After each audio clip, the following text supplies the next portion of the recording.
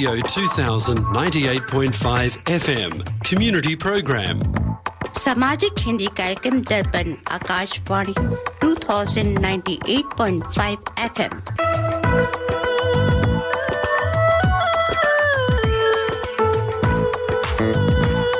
Welcome to the Hindi Show, featuring news, interviews, music and community announcements. स्वागत है दर्पण हिंदी कार्यक्रम में। आप सुनेंगे समाचार, विचार, संगीत और सामाजिक सूचनाएं।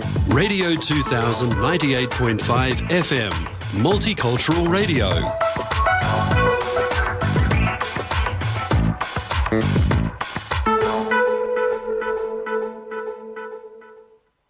आज रविवार युगांत 5124 कलयुग विक्रम संवत 2079 भाद्र महीने के शुक्ल पक्ष की अष्टमी 4 सितंबर 2022 है।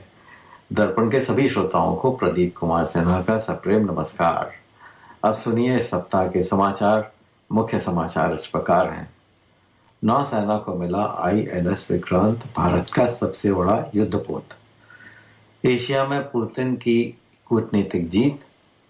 ब्रिटेन को पीछे कर भारत बना विश्व की 5वीं अर्थव्यवस्था। तथा नशीमन अशरफ, कश्मीर के केसर किसानों की उम्मीद। और अब सुनिए समाचार विस्तार से। प्रधानमंत्री नरेंद्र मोदी ने शुक्रवार को कोच्चि, केरल में भारत के समुद्री इतिहास में अब तक का सबसे बड़ा युद्धपोत INS विक्रांत नौसेना को सौंपा। ये देश का पहला स्वदेशी विमान वाहक पोत है। नौसेना ने कहा कि युद्धपोत 2 फुटबॉल मैदानों जितना विशाल है और इसका हैंगर ओलंपिक साइज के 2 पूल जितना बड़ा है। INS विक्रांत 262 मीटर लंबा और 62 मीटर चौड़ा है। 18 मंजिल ऊंचे युद्धपोत में चालक दल के 1600 सदस्यों के लिए करीब 2400 कंपार्टमेंट हैं और इस पर 30 एयरक्राफ्ट आ सकते हैं। इसमें 16 बेड का अस्पताल, modular emergency operation theatre, ICU और ईंधन के 250 टैंकर हैं। प्रधानमंत्री नरेंद्र मोदी ने शुक्रवार को नौसेना के नए ध्वज का अनावरण करते हुए कहा, आज भारत ने गुलामी के एक निशान, एक बोझ को सीने से उतार दिया है। उन्होंने कहा, अब तक भारतीय नौसेना के ध्वज पर गुलामी की पहचान बनी हुई थी, लेकिन अब छत्रपति शिवाजी महाराज से प्रेरित नौसेना का नया ध्वज समुद्र व आसमान में लहराएगा। दुनिया के नक्शे पर नजर डालें तो भारत और चीन एक दूसरे के खिलाफ नजर आते हैं। चीन और अमेरिका भी आमने सामने ही हैं, लेकिन रूस की वजह से अगर भारत और चीन एक साथ नजर आए तो ये एक नया समीकरण नजर आता है। इस समीकरण का पूरा श्रेय रूस को दिया जा रहा है और ये पुतिन की कूटनीतिक जीत बताई जा रही है। दरअसल रूस में भारत और चीन समेत कई देशों का सैन्य अभ्यास चल रहा है। 1 सितंबर से शुरू हुआ यह अभ्यास 7 तारीख तक चलेगा, जिसमें 50,000 सैनिक और 5,000 बड़े हथियार शामिल होंगे। इतना ही नहीं, 140 एयरक्राफ्ट और 60 जंगी जहाज भी इसका हिस्सा होंगे। रूस के इस सैन्य अभ्यास को यूक्रेन से छिड़ी जंग के बीच दुनिया की बड़ी ताकतों को अपने पाले में लाने की सफल कोशिश के तौर पर देखा जा रहा है। खास तौर पर इस मिलिट्री ड्रिल में भारत और चीन का एक साथ शामिल होना उसके लिए बड़ी कामयाबी है। माना जा रहा है कि रूस इस अभ्यास के जरिए एशिया में अमेरिका के अकेले पड़ने का संकेत देना चाहता है। बता दें कि यूक्रेन मसले पर भारत और चीन दोनों ने ही रूस की आलोचना नहीं की थी। नई दिल्ली। ब्रिटेन को पछाड़कर भारत दुनिया की 5वीं सबसे बड़ी अर्थव्यवस्था बन गया है। हालांकि ये स्थिति तिमाही वृद्धि के आधार पर है। ब्रिटेन अब एक स्थान फिसलकर 6ठे स्थान पर आ गया है। IMF के अनुमान के मुताबिक तेज वृद्धि के साथ भारत सालाना आधार पर भी 5वें स्थान पर पहुंच सकता है। 10 साल पहले अर्थव्यवस्था के मामले में भारत 11वें स्थान पर था, जबकि ब्रिटेन 5वें स्थान पर था। भारतीय अर्थव्यवस्था में लगातार मजबूती के चलते यह स्थिति देखने को मिल रही है। दूसरी ओर यूरोप की अर्थव्यवस्था सुस्ती के दौर से गुजर रही है। ब्लूमबर्ग की एक रिपोर्ट के मुताबिक अमेरिकी डॉलर में की गई गणना के मुताबिक भारत ने 2021 की आखिरी तिमाही में ब्रिटेन को पीछे छोड़ा है। ऐसा अनुमान व्यक्त किया जा रहा है कि जिस तरह से भारतीय अर्थव्यवस्था आगे बढ़ रही है, उससे जल्द ही सालाना आधार पर भी भारत दुनिया की 5वीं अर्थव्यवस्था बन सकता है। इस सप्ताह दिल्ली सराफा बाजार बंद होने तक स्टैंडर्ड सोने का भाव 51,950 रुपये प्रति 10 ग्राम रहा। US डॉलर की विनिमय दर थी 79 रुपये 71 पैसे और ऑस्ट्रेलियन डॉलर 54 रुपये 31 पैसे। मुंबई घरेलू शेयर बाजार में शुक्रवार को उतार चढ़ाव के बीच BSE सेंसेक्स लगभग 37 अंक की बढ़त में रहा। वैश्विक वृद्धि में नरमी और विभिन्न देशों के केंद्रीय बैंकों द्वारा नीतिगत दर बढ़ाने को लेकर चिंता के बीच बाजार में उतार चढ़ाव रहा। 30 शेयर वॉल पर आधारित BSE सेंसेक्स कारोबार के दौरान काफी समय तक काफी लाभ में और कभी नुकसान में रहा। अंत में यह 36.74 अंक बढ़कर 58,803 अंक पर बंद हुआ। वहीं नेशनल स्टॉक एक्सचेंज का निफ्टी 3 अंक की मामूली गिरावट के साथ 17,539 अंक पर बंद हुआ। श्रीनगर की नशीमन अशरफ की कहानी भी उल्फत से अलग नहीं है। परिवार के साथ दिया और बाहर पढ़ने को भेजा। प्रकृति से प्यार के कारण उन्होंने पेड़ पौधों की दुनिया को चुना। नई दिल्ली में राष्ट्रीय जीनोम शोध संस्थान ताकि अपने क्षेत्र के लिए कुछ कर सकें। इंडियन इंस्टीट्यूट ऑफ इंटीग्रेटेड लेकिन लैब के नाम पर खाली कमरा थमा दिया गया। फिर भी वह घबराई नहीं और अंत तक मेहनत कर और पर्यावरण में बदलाव के कारण केसर किसानों को आ रही परेशानियों पर शोध आरंभ किया। संस्थान के अन्य विज्ञानियों के साथ आज नशीमन का शोध केसर किसानों के लिए नई उम्मीद बन चुका है। इसी के साथ साप्ताहिक समाचारों का ये अंक यहीं समाप्त हुआ।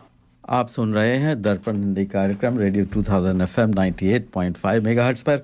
आज आपके साथ स्टूडियो में है मैं प्रदीप कुमार सिन्हा और प्रदीप उपाध्याय। आप सभी लोगों को हम लोगों का सप्रेम नमस्कार और फादर्स डे की बहुत बहुत शुभकामनाएं। बिल्कुल प्रदीप जी, और सभी श्रोताओं को आशा करते हैं हमारे श्रोता लोग माता पिता और बच्चों के साथ इस विशेष दिवस का आनंद ले रहे होंगे। आज का कार्यक्रम भी वैसे हमने फादर्स डे विशेष तैयार किया है और इस पर हम फादर्स डे के गाने तथा उस विषय से संबंधित कुछ रोचक कहानियाँ तथा कविताएं सुनाएंगे। और क्रिकेट में एशिया कप चल रहा है और आज रात एक भारत और पाकिस्तान का रोमांचक मैच भी होने वाला है। इसके अलावा भारत पिछले सप्ताह विश्व की 5वीं अर्थव्यवस्था भी बन गया है, जो कि सभी भारतीयों के लिए गौरव की बात है। इस बारे में विस्तृत चर्चा हम अपने रेगुलर सेगमेंट फाइनेंशियल रिपोर्टिंग में करेंगे। और हमेशा की तरह आज हमारे स्टूडियो में कुछ मेहमान भी हैं, उनसे भी बातचीत होती रहेगी और हमारे कुछ श्रोतागण टॉक बैक के माध्यम से फादर्स डे के अनुभव भी साझा करेंगे। तो कुल मिलाकर प्रदीप जी, आज कार्यक्रम में बहुत ही कुछ है, मनोरंजक और विविधता से भरपूर रहेगा आज का कार्यक्रम। बिल्कुल, आशा है कि आप मन लगाकर हमारा कार्यक्रम सुनेंगे और उसमें भाग लेंगे। हमारे व्हाट्सएप ग्रुप में आप अपनी मैसेज भेज सकते हैं या हमसे फ़ोन से भी बात कर सकते हैं। तो हम कोशिश करेंगे कि आपकी कॉल लेकर आपको से लाइव बात करें। तो इसी के साथ हम आज का विचार बिल्कुल सुनते हैं। यदि आप अपने जीवन में सफलताओं का आनंद लेना चाहते हैं तो जीवन में कठिनाई आने से कभी न रोकें। विघ्नहर्ता गणेश जी की वंदना के साथ आप दुगनी मेहनत से अपने कार्य में लग जाएं। यह बहुत ही प्रेरक आज का विचार है और बिल्कुल जो कि हमको संघर्ष करने की प्रेरणा देता है। और बिल्कुल यह वही बात कहता है कि आप जब गिर जाते हैं, हार आपकी तब नहीं होती, हार आपकी तब होती जब आप उठने से मना कर देते हैं। तो संघर्षरत रहना चाहिए। सफलताएं असफलताएं जो है इसका पड़ाव हिस्सा है, इनको कभी पड़ाव ना माने और हमेशा आगे बढ़ने की प्रेरणा रहनी चाहिए। बिल्कुल। और गणेश चतुर्थी का पर्व चल रहा है। बिल्कुल, हम अपने मेहमान से तो इस बारे में बात करेंगे ही, लेकिन सबसे पहले गणेश वंदना कर लेते हैं।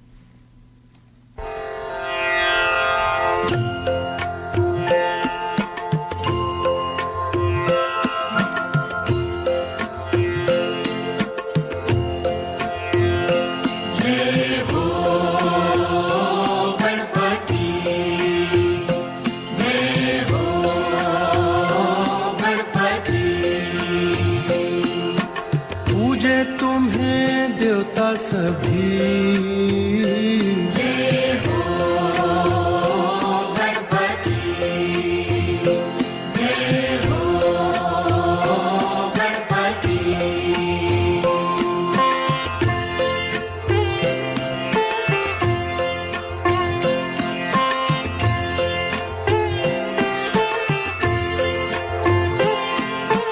शिव के दुलारे जग से न्यारे शिव के दुलारे जग से न्यारे पार्वती माँ की अखियों के तारे पार्वती माँ की अखियों के तारे हम तेरी उतारी आरती जय हो गणपति जय हो गणपति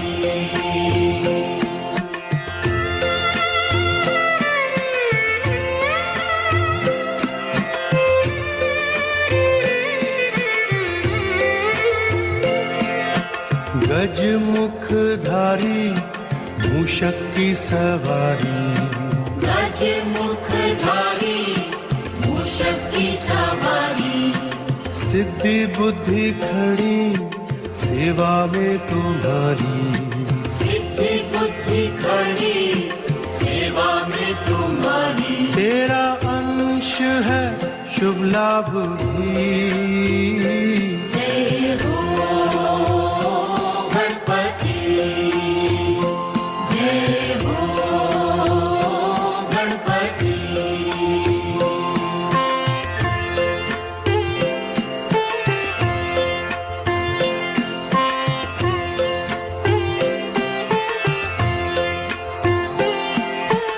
दीन के सहाई महासुखदाई दीन के सहाई महासुखदाई अष्ट रूप तेरे बड़े फलदाई अष्ट रूप तेरे बड़े फलदाई तूने नेमते हमको दी जय हो गणपति जय हो Ganpati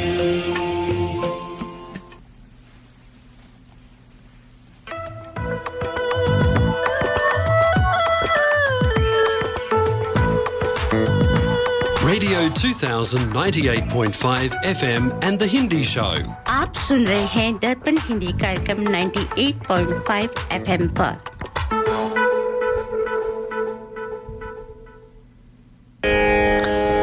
In Australia, if you are looking for a trusted banking partner who can connect you with your dear ones in India, then reach out to State Bank of India in Australia. Visit our website www.sbisyd.com.au for more details on products and services. State Bank of India Sydney is a proud sponsor of Darpan Radio. तो दोस्तों आज हमारे मेहमान आए हुए हैं, खास मेहमान हैं आशीष श्रीवास्तव जी। आशीष श्रीवास्तव जी की नॉलेज ब्रॉड बेस्ड है, काफ़ी कई सब्जेक्ट्स में इन्होंने बहुत कुछ किया है। तो आईटी प्रोफेशनल हैं वैसे तो, और बच्चों को हिंदुओं का ज्ञान देते हैं और भी एक्टिंग भी करते हैं। तो इनका काफ़ी ब्रॉड बेस्ड है। आशीष जी, आपका दर्पण के स्टूडियो में स्वागत है। आपको नमस्कार। नमस्कार Pradeep ji, and thank you so much. नमस्कार आपको भी प्रदीप जी। यहाँ के मुझे बहुत अच्छा लग रहा है। आपने जो इंट्रोडक्शन दिया थोड़ा सा उसमें और बस बताना चाहूँगा कि ब्रॉड बेस्ड है और हिंदू हमारी वैदिक जो परंपरा है या जो ज्ञान है उससे संबंधित हमारे जितने भी हिंदी भाषी हैं या हिंदू या सनातन धर्म के फॉलोअर्स हैं बेसिकली। सो ज़्यादातर लोग हमको बोलते हैं भाई हम हिंदू हैं, पर हाँ आप हिंदू हैं लेकिन सनातन धर्म को फॉलो करने वाले हिंदू कहलाते हैं। सो वैदिक हमारे जो स्क्रिप्चर्स कह लीजिए उनका ज्ञान कैसे आज के लाइफ में रेलेवेंट बनाया जाए, उसका इस्तेमाल किया जाए। ये सारी बातें हम आपसे पूछने वाले हैं, जी, लेकिन जी। इसके पहले Sorry। हमें ये बताइए कि आप भारत में कहाँ से हैं जी और आप कब आए ऑस्ट्रेलिया? जी मैं वैसे बॉर्न हूँ महू में, मिलिट्री हेडक्वार्टर्स ऑफ वॉर कहते हैं उसको, इंदौर के पास में एक जगह है। अच्छा। और उसके बाद इंदौर में थोड़े साल रहे, सॉरी।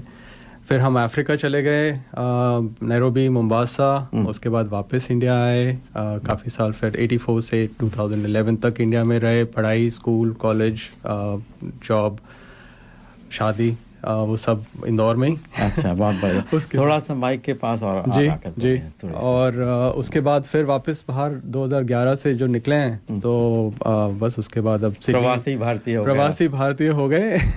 NRI वाला ठप्पा लग गया। और बाहर आके बहुत अच्छा लगता है कि हर जगह आप जहाँ भी जिस भी देश में चले जाएं, आप इंडियंस हमें मिलते हैं, भारतीय मिलते हैं, और बहुत अच्छा लगता है देख के कि वो सभी अपनी परंपराओं को फॉलो कर रहे हैं, और कोशिश कर रहे हैं एटलीस्ट कि कहीं ना कहीं जुड़े रहें। और वो बहुत अच्छा लगता है देख के। यहाँ पे हम 2017 में आए थे नवंबर में, अपना PR लेके, और हमारे बच्चों के साथ में, और मेरी पत्नी नीरू के साथ में, और यहाँ पे तब से हैं।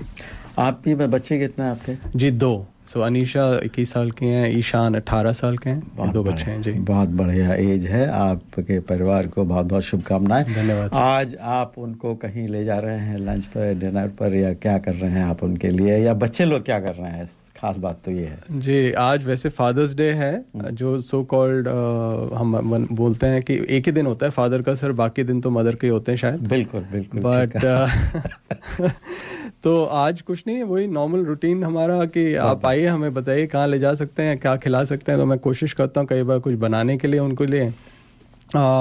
उसके अलावा साथ में परिवार समय बिता सके, वो हमारी कोशिश रहती है।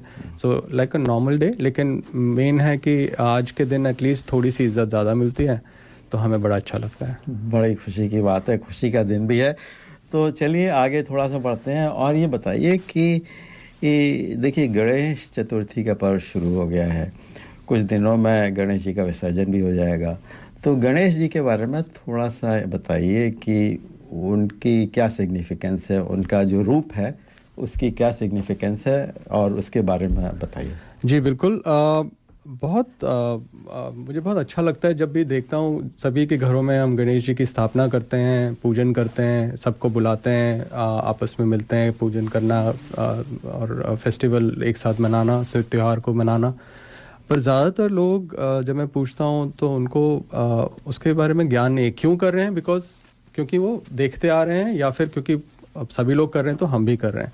पर उसका औचित्य क्या है? गणेश जी के इस रूप की हम पूजन क्यों करते हैं, और इस रूप में आए कैसे? ज़्यादातर बच्चों से अगर पूछो तो उनको बड़े एक डेंजरस, बहुत ही खतरनाक कहानी याद है कि था वो गणेश जी एक दिन छोटी सी वो कहानी ये है कि भाई गणेश जी बनने से पहले बालक रूप में जब थे, पार्वती माता ने उनको एक दिया था कि भाई मैं स्नान के लिए जा रही हूँ, आप ध्यान रखिए। शिव जी आए, उन्होंने उनको पहचाना नहीं। तो फादर्स डे के दिन ये वाली कहानी सुनाना बहुत खतरनाक है कि भाई पिताजी ने क्या किया, गुस्से में आया और गर्दन काट दी। बिल्कुल भी नहीं, वो बहुत गलत कहानी है। अच्छा। बालक रूप में शिव जी क्योंकि हमारे आराध्य हैं, 3 प्रमुख देवताओं में से चेतना लेवल पे जो हम बात करें अगर, ब्रह्मा विष्णु महेश,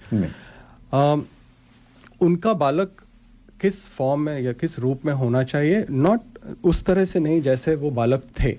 तो उनका ट्रांसफॉर्मेशन किया था उन्होंने। अच्छा। तो उस ट्रांसफॉर्मेशन के बाद हम उनकी पूजन करने लगे गणेश जी की। इसीलिए वो बहुत ज़रूरी है वो कहानी का सही रूप देना कि भाई उन्होंने उनको ट्रांसफॉर्म किया। अब अगर आप एक छोटी सी एक्सरसाइज में देता हूँ नॉर्मली बच्चों को कि भाई जो देवी देवताओं के, जैसे एक क्वेश्चन पूछते हैं वो लोग कि आप किसी भी देवी देवता की फोटो देखते हैं तो वो उनके 4 हाथ हैं, उनके हाथों में अलग अलग चीजें हैं। फिर जैसे गणेश जी का सिर हाथी का है, शरीर इंसान का है, और चूहे पे बैठे हैं। ये तो पॉसिबल ही नहीं है, इतना भारी भरकम हो सकते हैं वो, तो कैसे बैठे हैं? तो बेसिकली हमारे पूर्वजों ने सब कुछ एक सांकेतिक रूप में क्या, साइंटिफिक तो है, एक सांकेतिक रूप में है। अगर मैं कहूँ कि प्रदीप जी, मैं बच्चों को हमेशा ये एक्सरसाइज देता हूँ कि आप अपने माता पिता में से किसी, चलो माता जी की आप एक वो करिए कि इनकी क्वालिटीज आपको बतानी है, लेकिन पिक्चर फॉर्म में बतानी है। अब आप कैसे बताएंगे? तो आप एक बताएंगे बच्चे के घर का भी काम करते हैं तो एक हाथ हो गया, पढ़ाई या वो उसका ध्यान रखती हैं या ऑफिस जाती हैं दूसरा हाथ हो गया, तीसरा स्पोर्ट्स में सपोज कुछ करते हैं तीसरा हाथ। तो ऐसे 4 डिफरेंट क्वालिटीज़ या काम करती हैं, उसके लिए वो 4 हाथों के थ्रू वो बताते हैं। अच्छा। साथ में उनका कुछ स्पेशल, सपोज कोई बहुत खुश रहती हैं, स्विमिंग उनको बहुत मज़ा आता है सपोज, तो डॉल्फिन के ऊपर आप बिठा सकते हैं। एक जनरल एक किसी ने बालक ने बनाया था, तो मुझे बड़ा अच्छा लगा कि हाँ ये ही फॉर्म डिपिक्शन होता है। इसलिए गणेश जी के बारे में अगर हम बात करें वापस, तो उनका जो शरीर है, तो बालक रूप में जब शिव जी ने उनका ट्रांसफॉर्मेशन किया या उनका कायाकल्प करके इस तरह से बनाया, क्योंकि जो दूसरी कहानी है गणेश जी की, जिसके बारे में हम सब, जिसके कारण उनको आराध्य मानते हैं और पूजते हैं, बालक रूप वाले गणेश जी की नहीं पूजन करते हैं। जब वो गणपति बन गए, गजपति नहीं, क्योंकि वो गणेश जी की वो जो गर्दन किसी हाथी की गर्दन नहीं है, वो उसका औचित्य है, बहुत सारा उसका मतलब है। तो छोटी आंखें, जैसे भाई कंसंट्रेशन जरूरी है, बड़ा सर, तो बड़ा सोचिए, थिंक बिग। सूंड जो है वो अडेप्टेबिलिटी की वो है बताती है। जो उनकी बड़ा सा पेट है, बड़ा सा जिसे हम बोलते हैं पेट है उनका, वो बेसिकली होता है भाई डाइजेस्ट आप करिए गुड एंड बैड दोनों को एक साथ। अच्छा। सो आप अगर दोनों तरह से देखेंगे, चाहे वो जीवन में आपको अच्छा मिल रहा हो चाहे बुरा समय हो रहा हो, दोनों में आप बराबर रहें, उसके लिए आप गणेश जी को मानते हैं कि ये सारी क्वालिटीज़ अगर मुझ में आ जाएं, इसलिए हम गणेश जी की आराधना करते हैं, पूजन करते हैं कि प्रभु हम पे आपकी ऐसी कृपा बने कि ये सब क्वालिटीज़ हम में आए। मूषक का जो सबसे इम्पोर्टेंट, जो ज़्यादातर बच्चे या बड़ों को भी शायद वो लगता है कि यार ये चूहे पे क्या हो, व्हाट डज दैट सिग्निफाई। सो मूषक जो है वो डिज़ायर या माइंड जो हमारा है उसके ऊपर कंट्रोल है उनका, इसी कारण वो इंटेलिजेंट बने। क्योंकि जो दूसरी कहानी है वो अगर आपको पता है तो जब नारद मुनि जी एक बार आए तो उन्होंने कहा भाई सबसे तेज़ या सबसे स्मार्ट कौन है दुनिया में? तो उन्होंने बोला जो इस दुनिया का चक्कर सबसे पहले लगा लेगा वो माना जाएगा सबसे तेज़ है और सबसे स्मार्ट है। तो कार्तिकेय जो उनके भाई हैं वो निकल गए, जैसे उन्होंने बोला रेडी सेट 1 2 3, गणेश जी रुके 2 मिनट उन्होंने, क्योंकि वो ट्रांसफॉर्म रूप में थे, राइट। तो उन्होंने अपने माता पिता का एक चक्कर काटा और खड़े हो गए कि हो गया। तो उनको समझ में आ गया कि ये अब ट्रांसफॉर्म हो गए हैं, अब इनको जो हम चाहते हैं बुद्धि, सो इंटेलिजेंस विट दोनों मिला के और बड़ा देखना, और इसी कारण हम बोलते हैं कि विघ्नहर्ता, दुखहर्ता, और किसी भी काम में अगर हम शुरुआत करते हैं गणेश जी से कि भाई हमें बुद्धि दीजिए और हमें सद्बुद्धि दीजिए, जिससे कि हम उसको अपने कामों को सफल कर सकें। बहुत अच्छा आशीष जी, बड़ा अच्छा बताया आपने। लेकिन हाँ, नहीं बिल्कुल सही है। एक्चुअली ये जो बुद्धि वाली जो बात है वो आजकल मैनेजमेंट में भी सिखाई जाती है। किसी प्रोजेक्ट में जब आप काम शुरू करें तो सबसे पहले उसकी पूरी प्लानिंग और वो सब होनी चाहिए। एक्शन जो है सबसे लास्ट में शुरू होना चाहिए, क्योंकि अगर सारी थिंकिंग आप वहाँ पे कर लेंगे तो एक्शन को एग्जीक्यूट करने में दिक्कत नहीं आएगी। तो ये बिल्कुल ये पुराने लेसन्स जो हैं कि आज की हमारी मॉडर्न एजुकेशन सिस्टम भी उनको अडॉप्ट कर रहा है। और फादर्स डे का जो आपने बताया कि वो जो एग्जाम्पल जिन्होंने मार दिया था, लेकिन इनका एक पितृभक्ति का भी एक उदाहरण बड़ा सुंदर गणेश जी का सुनने में आता है। इनका एक दांत जो है वो टूटा हुआ है। उसके बारे में कथा है कि परशुराम जो थे वो शिव जी के परम भक्त हुआ करते थे। तो एक दिन वो जो थे उनसे मिलने के लिए आए, और शिव जी जो थे उस समय साधना में लीन थे, और उन्होंने गणेश जी से कहते थे कि मुझे कोई डिस्टर्ब ना करे। तो बोले मुझे उनसे मिलना है, बोले नहीं मिल सकते। तो फिर वो जानते नहीं थे एक दूसरे को, तो दोनों में युद्ध हुआ। तो जो परशुराम जी का जो फरसा है वो जो शिव जी ने ही उनको दिया था, तो वो उन्होंने उन पर अंत में चलाया, और वो तो अकाट्य है, तो फिर उसने दांत जो था वो तोड़ दिया। अच्छा। तो इस तरीके की जो है तो पितृभक्त भी थे गणेश जी। बिल्कुल। ये है कि बच्चों को अपने पापा से घबराना नहीं चाहिए, क्योंकि पापा जो करते हैं वो ट्रांसफॉर्मेशन के लिए करते हैं। ट्रांसफॉर्मेशन, जी बिल्कुल, और उनके अच्छे के लिए ही करते हैं। और ये एक जो पादे जी ने बताया कि एक दंत जो कहलाते हैं वो, तो एक दंत इसलिए भी उसका औचित्य क्या है भाई, आप पिक्चर फॉर्म में अगर वापस हम उस पे जाएं तो उसका ये मतलब है कि retain the good and give away the bad. तो हमारे जीवन में वो रहना ही चाहिए कि आप उस चीज़ को रखें जो अच्छा है, और जो खराब है उसको छोड़ने के लिए प्रेरित करते हैं वो। सो ये भी एक सीख मिलती है हमको। और मैनेजमेंट का जो बताया है, तो मैं मैनेजमेंट स्टूडेंट्स को भी MBA जो होते हैं post graduates, ethics in management और हमारे वैदिक नॉलेज स्पेशली गीता में सब कुछ है मैनेजमेंट से संबंधित, जो आज भी रेलेवेंट है। और हम तो सीख ही रहे हैं, पर हमसे पहले बहुत सारे दूसरे विदेशी बोलूँगा मैं, उन्होंने अपने अप्लाई भी कर लिया उसको और आज भी यूज़ कर रहे हैं उसको। बिल्कुल, वो देख के बहुत प्रेरणा मिलती है कि अपनी चीज़ की हमें वैल्यू करनी ज़रूरी है। तो चलिए आशीष जी, बहुत अच्छी व्याख्या आपने धर्म की और गणेश चतुर्थी के अवसर पर जो है बहुत ही सुंदर, आशा करते हैं हमारे श्रोता पसंद कर रहे होंगे। और जैसा कि प्रदीप जी आज हमारा फादर्स डे स्पेशल कार्यक्रम है, तो क्यों ना एक बहुत सुंदर सा फादर्स डे को डेडिकेटेड गीत जो है श्रोताओं को सुनाया जाए। बिल्कुल।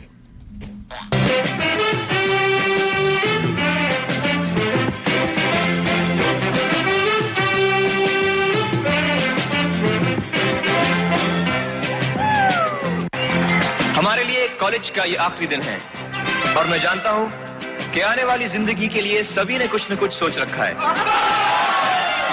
लेकिन मैंने अपने लिए कुछ नहीं सोचा है। और आज मुझे बार बार एक ही ख्याल आ रहा है। पापा कहते हैं बड़ा नाम करेगा, बेटा हमारा ऐसा काम करेगा, मगर ये तो कोई न जाने कि मेरी मंजिल है कहाँ। पापा कहते हैं बड़ा नाम करेगा, बेटा हमारा ऐसा काम करेगा, मगर ये तो कोई न जाने कि मेरी मंजिल है कहाँ। पापा कहते हैं बड़ा नाम करेगा।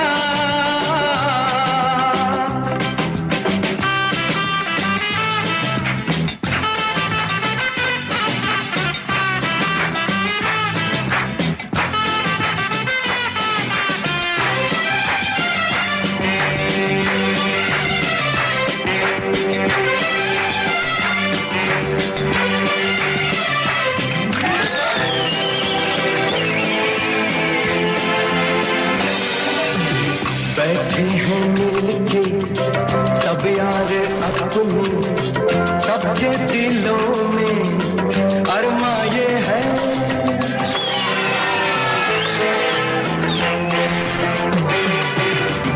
बैठे हैं मिलके सब यार अपने, सबके दिलों में अरमा ये है।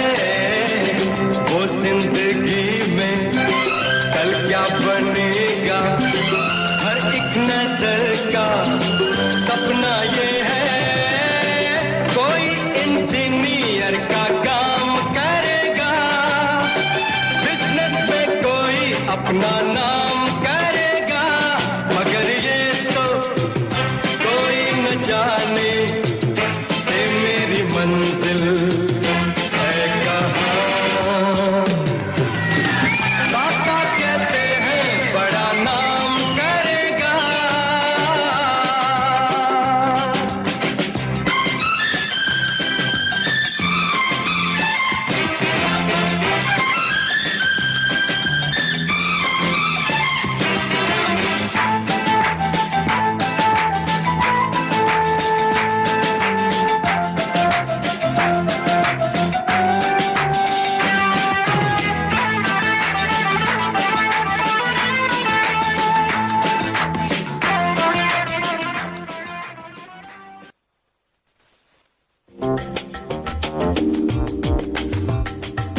मैं करी masters the butter chicken packet Indian दुकान से लेके आया।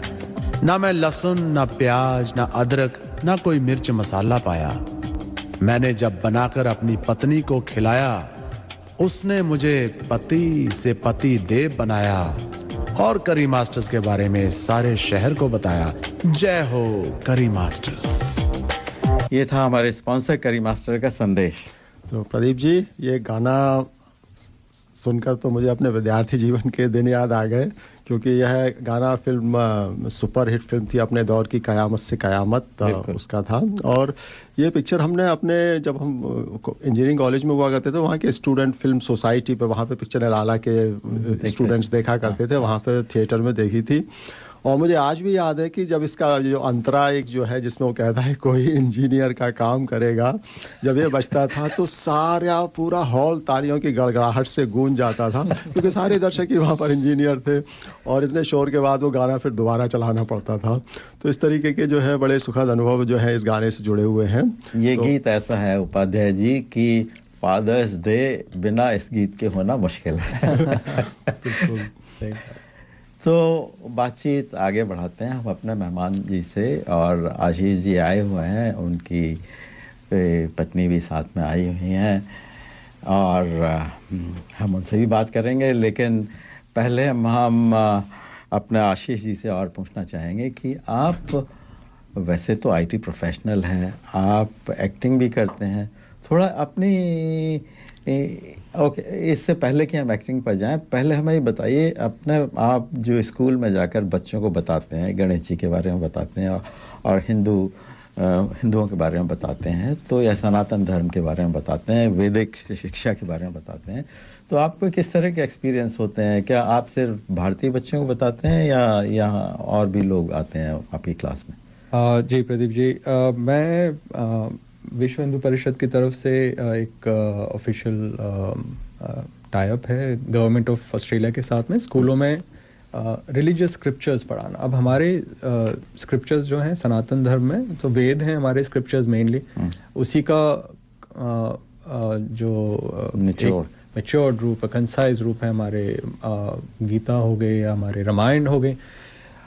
हमारे पूर्वजों ने बहुत अच्छा वो तरीका एक तरह से कि ज्ञान को आगे बढ़ाते रहना, क्योंकि इतने आक्रांताओं से बचाते हुए हमारा आज भी सनातन धर्म स्थापित है और फल फूल रहा है। उसका बहुत बड़ा कारण है हमारे श्रुति और स्तुति फॉर्म में, तो स्टोरी टेलिंग जिसे बोलते हैं, जो आज सब मैनेजमेंट वाले बोलते हैं भाई स्टोरी टेलिंग आनी चाहिए, वो बेस्ट तरीका है एंगेज करने का, टीम मैनेजमेंट से लेकर सब कुछ करने का। तो वैदिक जितना भी ज्ञान है वो स्टोरी के फॉर्म में, और उसका क्या महत्व है और कैसे उसको बताया जाए, तो उस फॉर्म में क्या होता है, श्रोता जो हैं, चाहे वो बच्चे हों, चाहे वो MBA स्टूडेंट्स हों, चाहे वो वर्किंग प्रोफेशनल्स हों, वो सब उससे रिलेट करते हैं, क्योंकि जब उनको उसका महत्व समझ में आता है और उसके अंदर का मैसेज समझ में आता है, तब उनको रिलेट कर पाते हैं वो, चाहे वो छोटे बच्चे हों। जैसे मैंने गणेश जी की जो स्टोरी बताई, तो मैं जब सनातन धर्म की बात करता हूँ तो स्कूलों में हिंदू अपने भारतीय बच्चे तो होते ही हैं, साथ में नेपाल के, इंडोनेशिया के, मुझे काफ़ी मलेशिया से, थाईलैंड, तो ये भी बच्चे बहुत ज़्यादा संख्या में नहीं लेकिन मिलते हैं, और बड़ा अच्छा लगता है देख के कि भाई, और उससे पता चलता है हम लोग जो पुरानी बात करते थे कि सनातन धर्म कहाँ तक फैला हुआ था। जैसे आज भी हमें शिवलिंग मिलते हैं जगह जगह पे, हमको न्यूज़ में आता है कि भाई इवन सऊदी अरेबिया में शिवलिंग मिले, मंदिर का एक एक्सकवेशन जो उन्होंने किया, तो उसका समझ में आता है कि कितना फैला हुआ था। तो उस फॉर्म में, स्टोरी टेलिंग फॉर्म में, और ज्ञान के लिए एक प्लेटफॉर्म तैयार करें कि भाई उसी प्लेटफॉर्म पे, चाहे वो KG से लेकर और स्कूल के 9-10th तक का बच्चा हो, क्योंकि 10th से 12th फिर वो बिजी हो जाते हैं, बट एक बेस बनाना जो ज़रूरी है, क्योंकि उसी ज्ञान से आपको एक स्थायित्व मिलता है, एक मैच्योरिटी तो मिलती है, लेकिन एक कॉन्फिडेंस आता है, क्योंकि आपको पता होना चाहिए आप कहाँ से हैं, कौन है, और ये जितने भी हैं, मंदिर क्यों जाते हैं हम। कई जैसे बच्चे पूछते हैं कि मंदिर में हम वो घंटी क्यों बजाते हैं, या जो आरती करते हैं वो क्यों करते हैं, तिलक क्यों लगाते हैं, उसको ज़्यादातर उनके पेरेंट्स को भी शायद नहीं पता होता है वो क्यों कर रहे हैं। क्योंकि ठीक है भाई, सुनते आ रहे थे अपने बुजुर्गों से, फिर न्यूक्लियर फैमिलीज हो गई, बाहर निकल गए, नहीं सीख पाए, या नहीं किसी ने बताया भी नहीं, और कॉन्स्टिट्यूशन में भी कुछ वो था कि भाई आर्टिकल 30 से हो गया इंडियन कॉन्स्टिट्यूशन में कि भाई आप नहीं बता सकते। हाँ, ये तो बड़ी अजीब सी बात वो हो गई है थी। मंदिरों के ऊपर अभी भी जो ब्रिटिशर्स टाइम से कैप्चर नॉट कैप्चर बल्कि कंट्रोल किया हुआ है। तो भाई क्यों? इसी कारण फिर उसके बावजूद अगर हम देखते हैं सनातन धर्म का औचित्य है, आज भी उसकी रेलेवेंस है और ग्रो कर रहा है जैसे आप बोल रहे हैं, तो बिल्कुल सही है और उसका बहुत बड़ा रीज़न है। और एक और चीज़ जो आपने सही बोली थी कि सिर्फ भारतीय नहीं, बहुत सारे ऑस्ट्रेलियंस, बहुत सारे वो भी बात करते हैं, उनको भी पता है इस बारे में और वो जानना भी चाहते हैं। तो वो मुझसे फिर बहुत सारे लोग जुड़ते हैं कि भाई आप हमें भी बताइए, और फिर हम उनसे भी शेयर करते हैं। तो ये जो प्लेटफॉर्म की मैं बात कर रहा हूँ, जिसके बारे में मैं भी काम कर रहा हूँ, वो उन सब के लिए भी होगा। सो चाहे वो बच्चे हों, चाहे हाउसवाइफ्स हों, चाहे वर्किंग प्रोफेशनल्स हों, सबके लिए।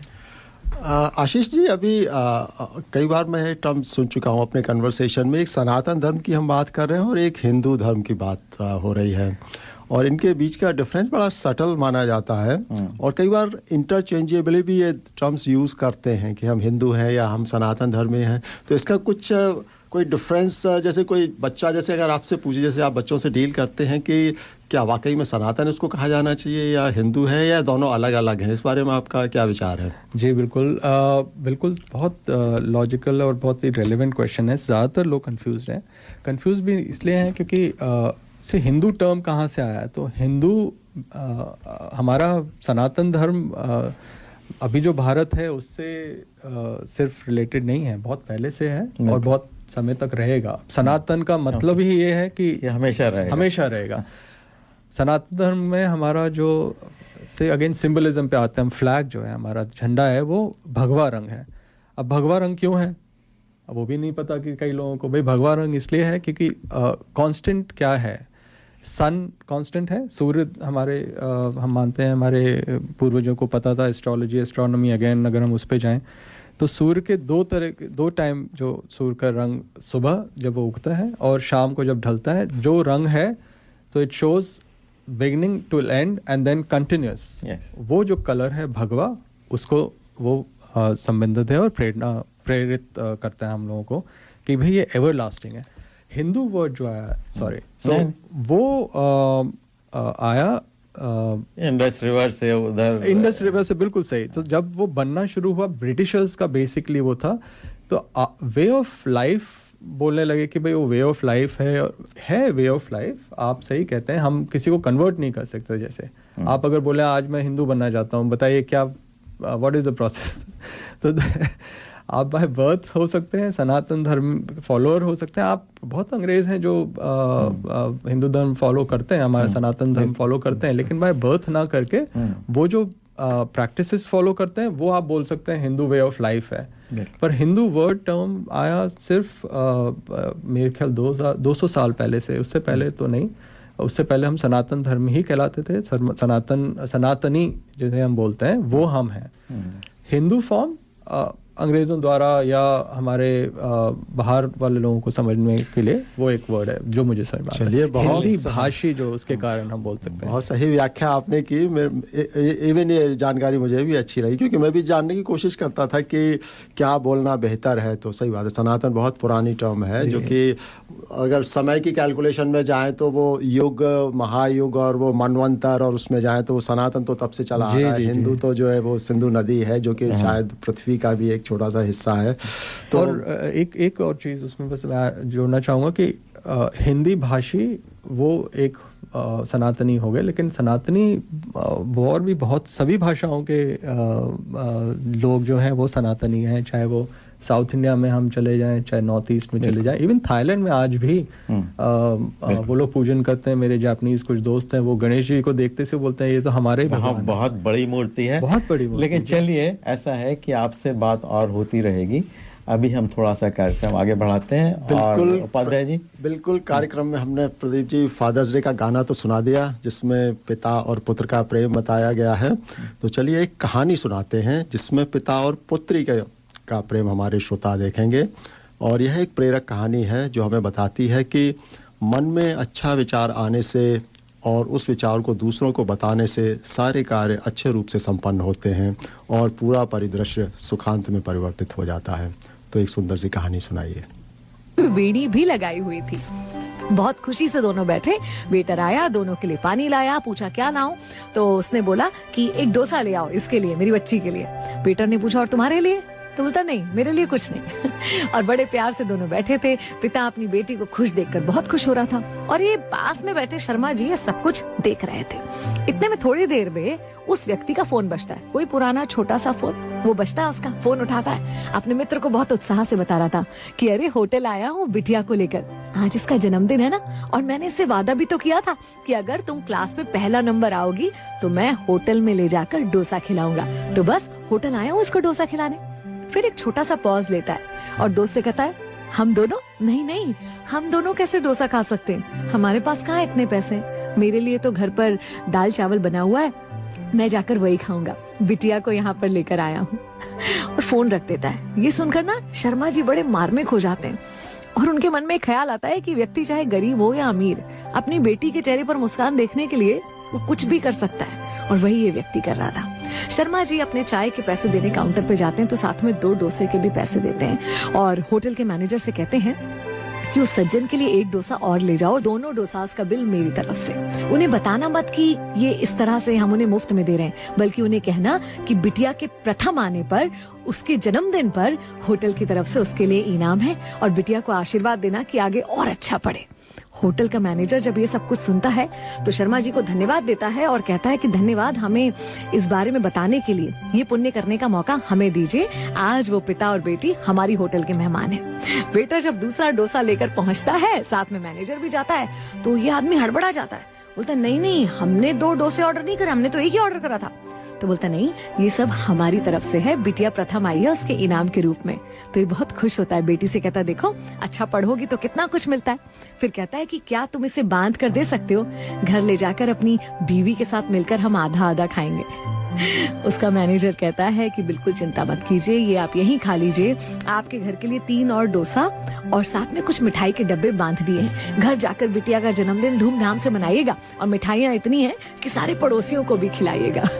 ये सब कुछ शर्मा जी बाहर खड़े होकर देख रहे थे और बहुत प्रसन्न हो रहे थे कि क्योंकि उनके मन में एक अच्छा विचार आया, किसी का भला करने की सोच आई और उसका परिणाम देखिए, सामने वाले ने उनकी सोच से भी ज्यादा कर दिया। अगर हम बोलते हैं ना कि आसपास अच्छाई खत्म हो रही है, तो कहीं ना कहीं इस अच्छी सोच का बीज है जो खत्म हो रहा है। क्यों ना ये बीज हम अपने अंदर ही पैदा करें और उसकी फसल आसपास लहलहाती हुई देखें।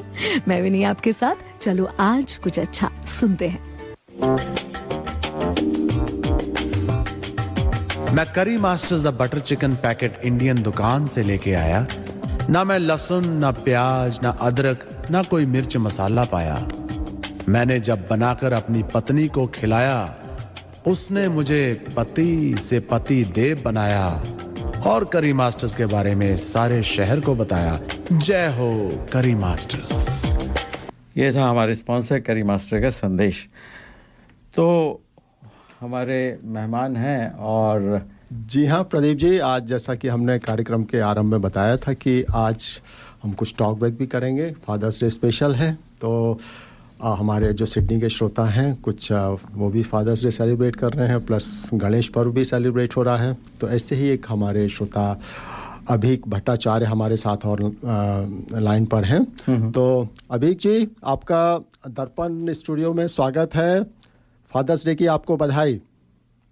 नमस्ते प्रदीप जी, धन्यवाद मुझे बुलाने के लिए और फादर्स डे को आपको भी बधाई। Very thankful that I am here. और आप गणेश पर्व भी सेलिब्रेट कर रहे हैं जैसा आपने बताया था।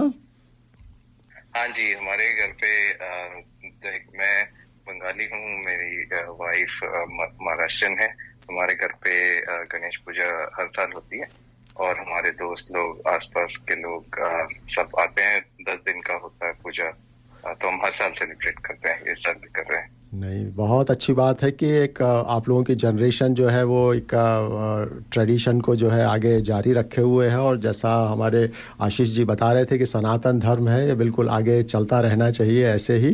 तो चलिए, आज फादर्स डे पे क्या, क्योंकि आपको तो डबल सेलिब्रेशन होगा क्योंकि आपके बच्चे आपको सेलिब्रेट कर रहे होंगे, प्लस आप अपने पिताजी को भी सेलिब्रेट करते होंगे। तो आज का क्या प्लान है? तो आयरॉनिकली मेरे फादर जो इंडिया में रहते हैं वो इस वक्त अभी ऑस्ट्रेलिया आए हुए हैं। और बट आज वो मेरे साथ नहीं है, आज वो मेलबर्न गए घूमने के लिए, बट ऐसा हो गया कि वो इस वक्त ऑस्ट्रेलिया में है। मेरी एक बेटी है, तो आज उसके साथ ही टाइम स्पेंड करेंगे, और गणेश पूजा के लिए हमारे घर पे कुछ मेहमान भी आने वाले हैं।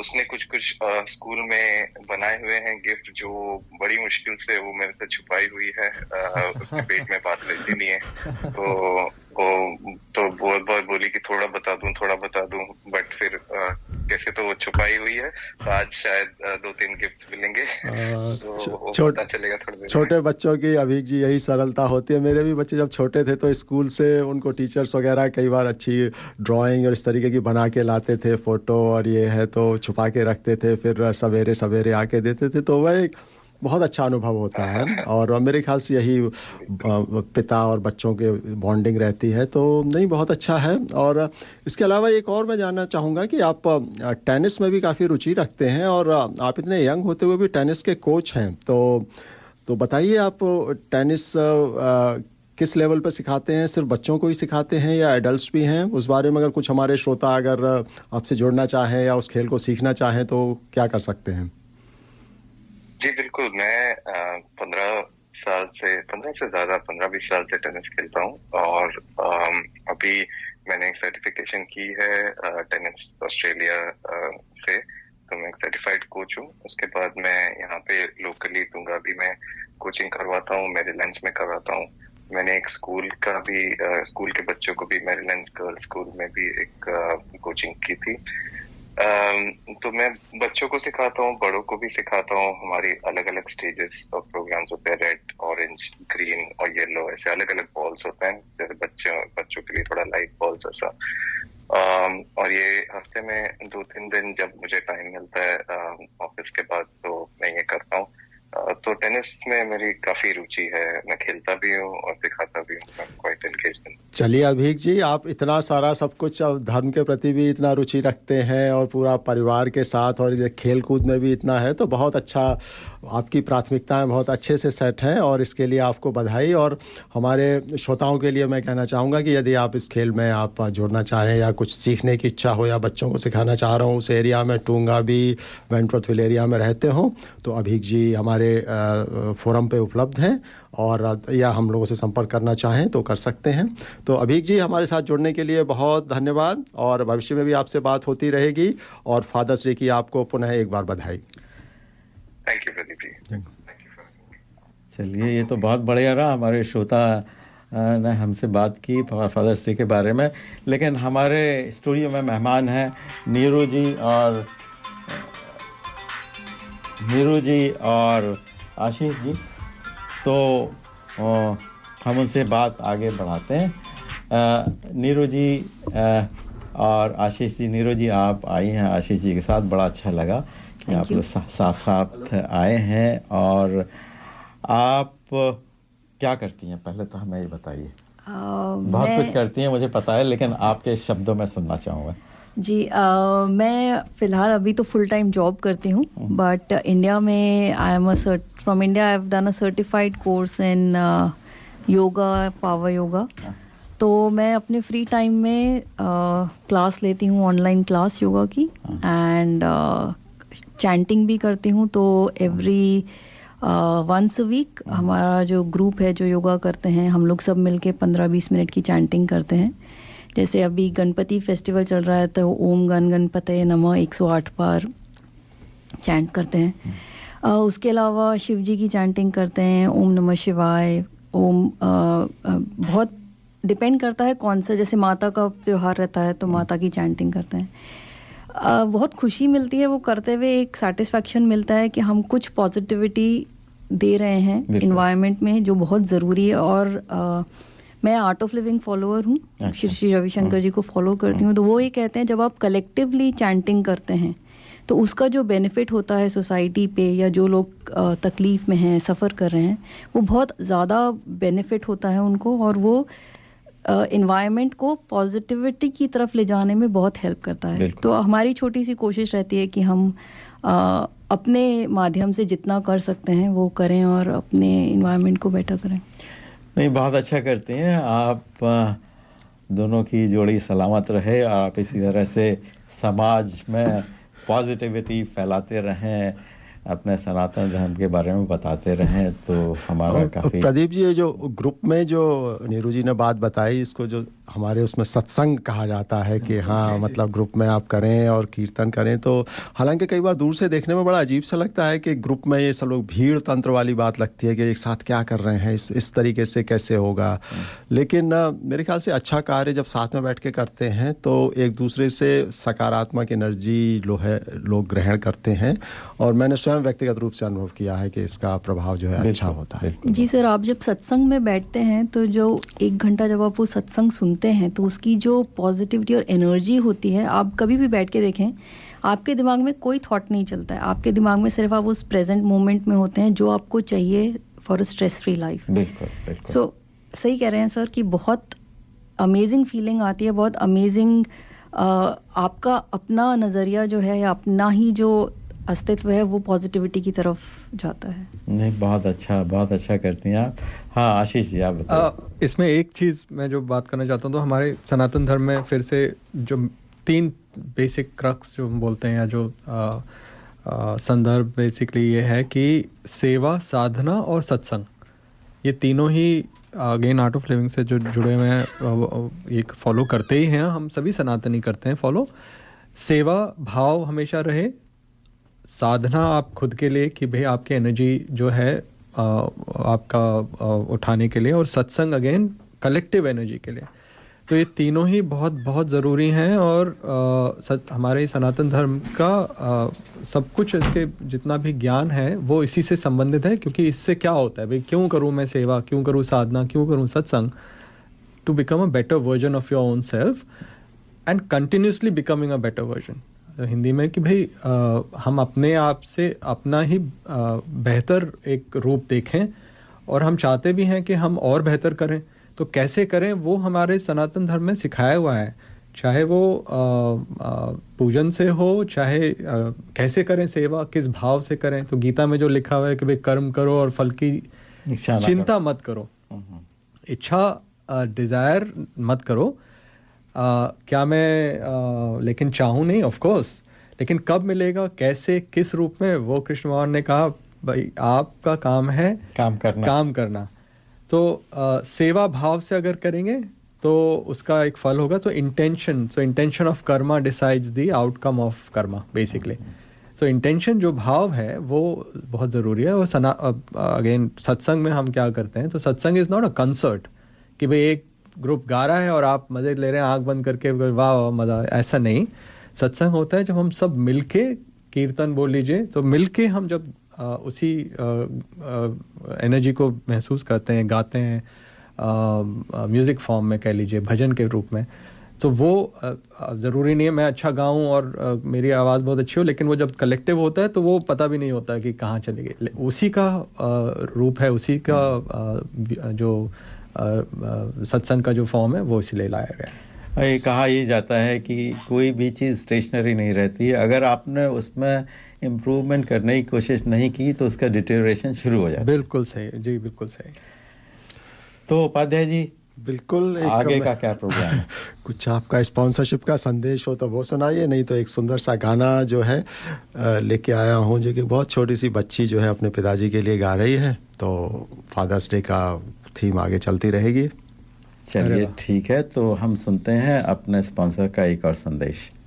Are you looking for personal or business tax or self-managed super fund account and audit, formation of association, company or trust, cloud accounting with payroll solution with fixed prices?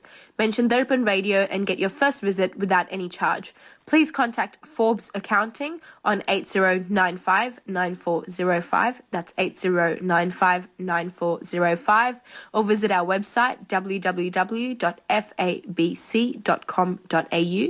Our address is Suite 1, 168 Burwood Road, Burwood. Forbes Accounting and Business Consultants are proud sponsors of Darpan Radio.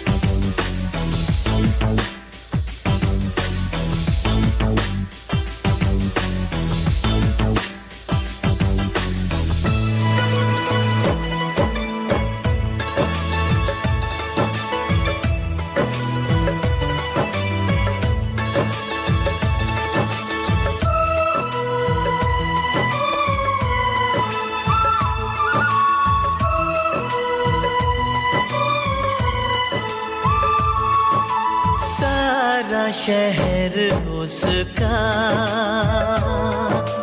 जाना पहचाना है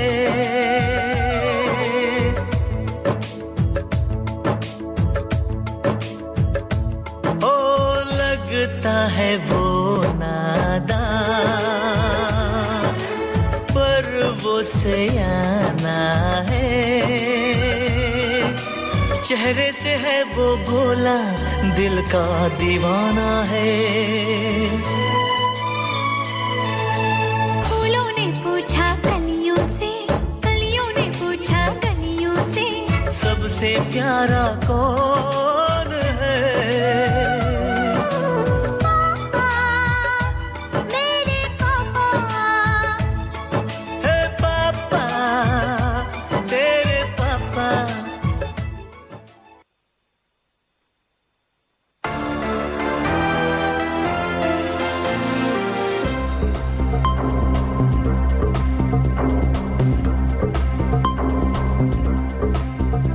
corona virus से जुड़ी ताजा खबरों में आपका स्वागत है।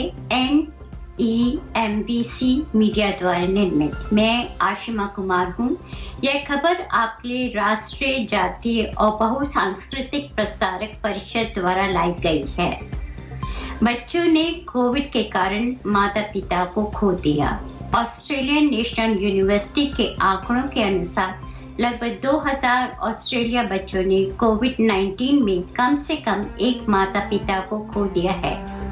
AANU के शोधकर्ता कैलम लो द्वारा किए गए अध्ययन में पाया गया है कि यह महामारी के मानसिक स्वास्थ्य प्रभाव के संबंध में एक महत्वपूर्ण मुद्दा था। ऑस्ट्रेलिया मानवाधिकार आयोग के एक सर्वेक्षण के अनुसार लगभग 41% बच्चों ने कहा कि महामारी ने उनके मानसिक स्वास्थ्य पर नकारात्मक प्रभाव डाला है।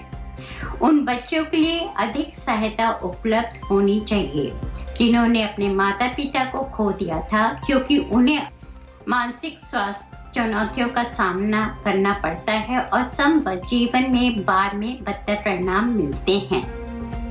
यदि आपको सहायता की आवश्यकता है तो कृपया लाइफलाइन को 131114 पर कॉल करें। बच्चों, युवा, वयस्कों, माता पिता और शिक्षकों के लिए 1-800-55-1800 पर किस हेल्पलाइन से संपर्क कर सकते हैं। बहुसांस्कृतिक स्वास्थ्य सप्ताह 2022 का विषय कैंसर स्क्रीनिंग है।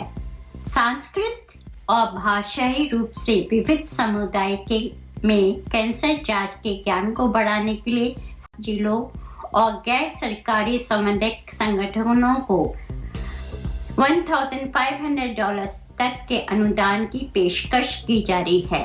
अनुदान प्राप्तकर्ता को उन गतिविधियों में समुदाय को शामिल करना चाहिए जो राष्ट्रीय आंतरिक कैंसर स्क्रीनिंग कार्यक्रम पर ध्यान केंद्रित करती हैं। ब्रेस्ट स्क्रीनिंग ऑस्ट्रेलिया कार्यक्रम और द्विभाषी स्वास्थ्य पेशेवरों या प्रशिक्षक द्विभाषी समुदाय शिक्षकों की मदद से राष्ट्रीय सर्वाइकल स्क्रीनिंग कार्यक्रम। गतिविधियों में 3 कार्यक्रमों की जानकारी शामिल होनी चाहिए, लेकिन एक कार्यक्रम पर अधिक ध्यान केंद्रित किया जा सकता है। कोविड आइसोलेशन अवधि को घटाकर 5 दिन किया गया है। कोविड के लिए सकारात्मक परीक्षण करने वालों के लिए अलगाव की अवधि 7 दिनों से घटाकर 5 कर दी गई है। बुधवार को हुई बैठक के बाद राष्ट्रीय मंत्रिमंडल ने यह फैसला किया और यह 9 सितंबर से लागू होगा। महामारी राहत भुगतान भी कम किया जाएगा और घरेलू उड़ानों के लिए मास्क की आवश्यकता को वापस लिया जाएगा। ऑस्ट्रेलियन मेडिकल एसोसिएशन ने आरक्षण व्यक्त करते हुए कहा है कि उन्हें डर है कि इससे कार्यस्थल की और कमी हो सकती है। मैं आशिमा कुमार हूँ। कृपया अगली बार अधिक समाचारों के लिए हमसे जुड़ें। सुरक्षित रहें।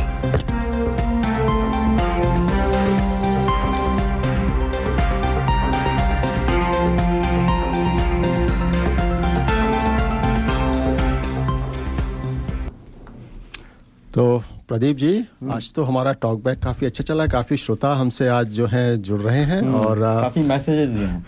अच्छा, मैसेज तो मैंने अभी देखे नहीं, लेकिन और एक और हमारे श्रोता जुड़ गए हैं और विवेक शर्मा उनका नाम है। अच्छा, तो विवेक शर्मा जी, दर्पण हिंदी रेडियो के मंच पर आपका स्वागत है। सबसे पहले आपको फादर्स डे की बधाई। थैंक यू उपाध्याय जी, नमस्कार प्रदीप जी। नमस्कार। तो बताइए तो बताइए आज फादर्स डे पर क्या एक्टिविटी है? फादर्स डे पे जो आशीष जी का है वैसे ही हमारा भी है। शाम को बच्चे जो है साथ में जाएंगे, खाना खाएंगे। दिन में हमने सोचा था कि मैं और मेरा बेटा गोल्फ खेलेंगे, वो अब लग नहीं रहा है हो पाएगा। अच्छा, मौसम साथ नहीं दे रहा? मौसम साथ नहीं दे रहा है। ठीक है। और ऐसे तो फादर्स डे मेरे हिसाब से तो एक ऐसा इवेंट है जो आपको कनेक्ट करता है बच्चों से, और रियली हमको अपने पेरेंट्स के साथ हमेशा कनेक्ट करना चाहिए। I will call Father's Day should be a 365 days। बिल्कुल सही। And it's a 365 days connection with parents is needed। जी हाँ, नहीं बिल्कुल सही बात है। जब बच्चे जब सक्षम हो जाते हैं और उनके पेरेंट्स जब बुजुर्ग हो जाते हैं तो ये बच्चों की जिम्मेदारी हो जाती है कि वो उनसे रोज़ कनेक्शन रखें और उनकी सुविधाओं का, जैसे जब वो बच्चे थे तो जैसे माता पिता उनका ध्यान रखते थे, तो उसको रेसिप्रोकेट करने का समय आ जाता है। तो आप बिल्कुल सही बोल रहे हैं। तो आप बताइए, चलिए बच्चों वाला वर्जन तो आपने बता दिया, तो दूसरा 365 डेज वाला बताइए, आप अपने पिताजी से किस प्रकार कनेक्ट करते हैं? हाँ, एक तो कोविड के टाइम में ये चालू हुआ, तो आई think you may like this. मेरे पिताजी इंडिया में अकेले हैं, तो हमें लगता था कैसे कनेक्ट करें, और उनको ब्रिज खेलने का शौक था। तो हमने ऑनलाइन ब्रिज पे एनरोल किया है और नियरली रोज 7 गेम हम लोग ब्रिज के खेलते हैं नियमित। अरे वाह। एंड एक्चुअली बात करने से ज्यादा वो हम लोग का नॉर्मल हो गया है अभी। आई कॉल हिम से, इसे चलो खेलेंगे and we will play. So that's giving a good connection to us। ये तो शर्मा जी आपने बहुत अच्छा आइडिया दिया, क्योंकि होता क्या है कि जब बातचीत करते हैं तो एक समय के बाद बातचीत की सीमा के मतलब क्या नई बात करें, सब कुछ तो शेयर्ड है, लेकिन ये खेल जो है एक अच्छा कनेक्ट है मेंटली। आप भले ही आप अलग अलग देश में बैठ के खेल रहे हैं, लेकिन खेलते हैं तो एक दूसरे के प्रति आई थिंक वो बहुत अच्छा कनेक्शन। इस बारे में तो मैंने कभी सुना भी नहीं, आपने बहुत अच्छी जानकारी दी। आशा करते हैं हमारे कुछ श्रोता इससे प्रेरणा लेकर इसको आगे बढ़ा सकते हैं। And I think it's good for old people's health as well. So like my father playing bridge, से उनका मेरे हिसाब से मेंटल पीस भी मिलेगी और अल्जाइमर जैसी डिजीज से भी दूर रहते हैं। तो it's a very very good way of connecting with parents। चलिए, और आपने बोला था कि आप आशीष जी से एक सवाल भी पूछना चाहते हैं। हाँ, मैं भी एक सनातन धर्म विद्यालय का पढ़ा हुआ हूँ, और एक क्यूरियस क्वेश्चन आया था कि Hinduism is exactly map to Sanatan Dharma, और like Arya Samaj is also there. So how do you relate, क्या किस तरीके से तीनों चीजों को कनेक्ट किया जाए? मैं बोल सकता हूँ। सर नमस्कार and thank you for the question. आप बहुत अच्छा कर रहे हैं। जुड़ाव जो आपने बताया आपके पिताजी के साथ ब्रिज खेलते हुए, आई थिंक सनातन धर्म का एक और बहुत अच्छा रूप ये है कि हम दूसरों के लिए या अपनापन कैसे फैलाएं। तो सारा जो हम बोलते हैं भाई पूरा the world is a small village, right? So वसुदेव कुटुंबकम से शुरू करते हैं हम, लेकिन ऑब्वियसली फैमिली फर्स्ट। बहुत अच्छा कर रहे हैं आप जो कर रहे हैं। आपने जो सवाल पूछा बहुत सिंपल है इसका, बिना कंफ्यूज हुए। जो सनातन धर्म इज़ द मेन सेट। हमारी गुरु परंपरा अगर हम देखें तो वैदिक जो हमारा स्क्रिप्चर्स जो हम वेद हैं उनका ज्ञान आगे बढ़ाने के लिए उसी सेट के अंदर सबसेट्स बने हुए हैं। सो आर्य समाज आप बिल्कुल सही कह रहे, एक है। आर्ट ऑफ लिविंग अभी नए रूप में है। उससे पहले स्वामी विवेकानंद जी ने किया था जो पूरा स्कूल ऑफ टीचिंग। उसके पहले अगर हम देखें तो शंकराचार्य जी हमारे जो गुरु परंपरा में, उन्होंने कैसे आक्रांताओं का, जैसे मैं बता रहा था कि उसके उन सब के बावजूद हमारा जो धर्म फला फूला और अभी भी स्थापित है, वो इसी कारण है क्योंकि गुरु परंपरा है और वो चलती जा रही है। तो स्वामी दयानंद सरस्वती जी ने जो स्थापना की थी आर्य समाज की 1875 में, जहाँ तक मुझे ध्यान है, या आचार्य विनोबा भावे जी, या आप गायत्री परिवार से अगर जुड़े हैं तो वो सभी सनातन धर्म के ही फॉलोअर्स हैं या सबसेट हैं। ज्ञान जो सोर्स वही है, हमारे वेद हैं, उसी को अलग तरह से, चाहे विश्व हिंदू परिषद आप कह लीजिए, राष्ट्रीय स्वयंसेवक संघ कह लीजिए, सभी उसके सबसेट हैं। सो अलग नहीं है या डिफरेंट नहीं है, they are all the subsets of the same major और the source which is our Sanatan Dharma के वैदिक जो हमारी नॉलेज है। सो उसमें सब कुछ आ जाता है। If you know about the 4 Vedas, style of living से लेकर science, astronomy, astrology, medicine, Ayurveda आज भी हम सब प्रैक्टिस करते हैं घरों में। बच्चों से अगर आप मैं सिखाता हूँ कि भाई गला ख़राब है, आजकल मौसम जो चेंज हो रहा है, आप हल्दी वाला दूध पीजिए, या हल्दी का क्या महत्व किचन में मिलती है आराम से। हमारा किचन अपने आप में एक छोटा सा मेडिसिन सेंटर है बेसिकली। बिल्कुल। तो आशीष जी, जो मेरे ख्याल से जो आपने बात बताई, इसकी अगर एक संक्षिप्त समीक्षा में करूं तो यही है कि ये जो छोटे छोटे जो धर्म हैं, जिसमें आर्य समाज भी एक है, इनका परिस्थिति के अनुसार जो है ये उत्पन्न हुए हैं, सनातन धर्म का ही हिस्सा है। जैसे उस समय आर्य समाज के समय शायद मूर्ति पूजा का शायद थोड़ा खराब रूप सामने आया होगा, तो शायद इन्होंने उसको कहा कि इसको हटाते हैं और एक हम नए पंथ की स्थापना करते हैं, जिसकी मूलभूत सोच बिल्कुल वही है। बिल्कुल सही। तो बिल्कुल वही। तो अगर जैसे हम देखें तो सनातन धर्म के में चेंजेस जो अभी परंपराएं जो थी, सती की जो फॉलोअर्स थे, जो परंपरा थी वो हटी, फिर कास्टिज्म हटा, अछूत वाला जो है वो कभी था ही नहीं हमारे सनातन धर्म में। तो उसको ठीक करने के लिए अलग अलग सेंट्स अलग अलग टाइम पे आते रहे और उसको रिवाइव करते गए या रिवाइज करते गए, और उसी का सबका सार या सब कुछ सेम है, सोर्स सेम है, ब्रांचेस अलग अलग हैं, बस ये करो। चलिए ठीक है आशीष जी। और शर्मा जी आपको मुझे एक बात बतानी थी कि आपने बताया ब्रिज आप खेल सकते हैं इंटरनेशनली। मैंने एक्चुअली कुछ दिनों से शतरंज खेलना शुरू किया है, तो बड़ा अच्छा लगता है कि आप कभी जर्मनी के साथ खेल रहे हैं, कभी हिंदुस्तान के साथ खेल रहे हैं, कभी पाकिस्तान के साथ भी खेल लेते हैं, तो बड़ा मज़ा आता है। लेकिन एक बात है, शतरंज खेलना एडिक्टिव होता है, बहुत ज़्यादा एडिक्टिव होता है, तो उससे कॉशियस रहिए।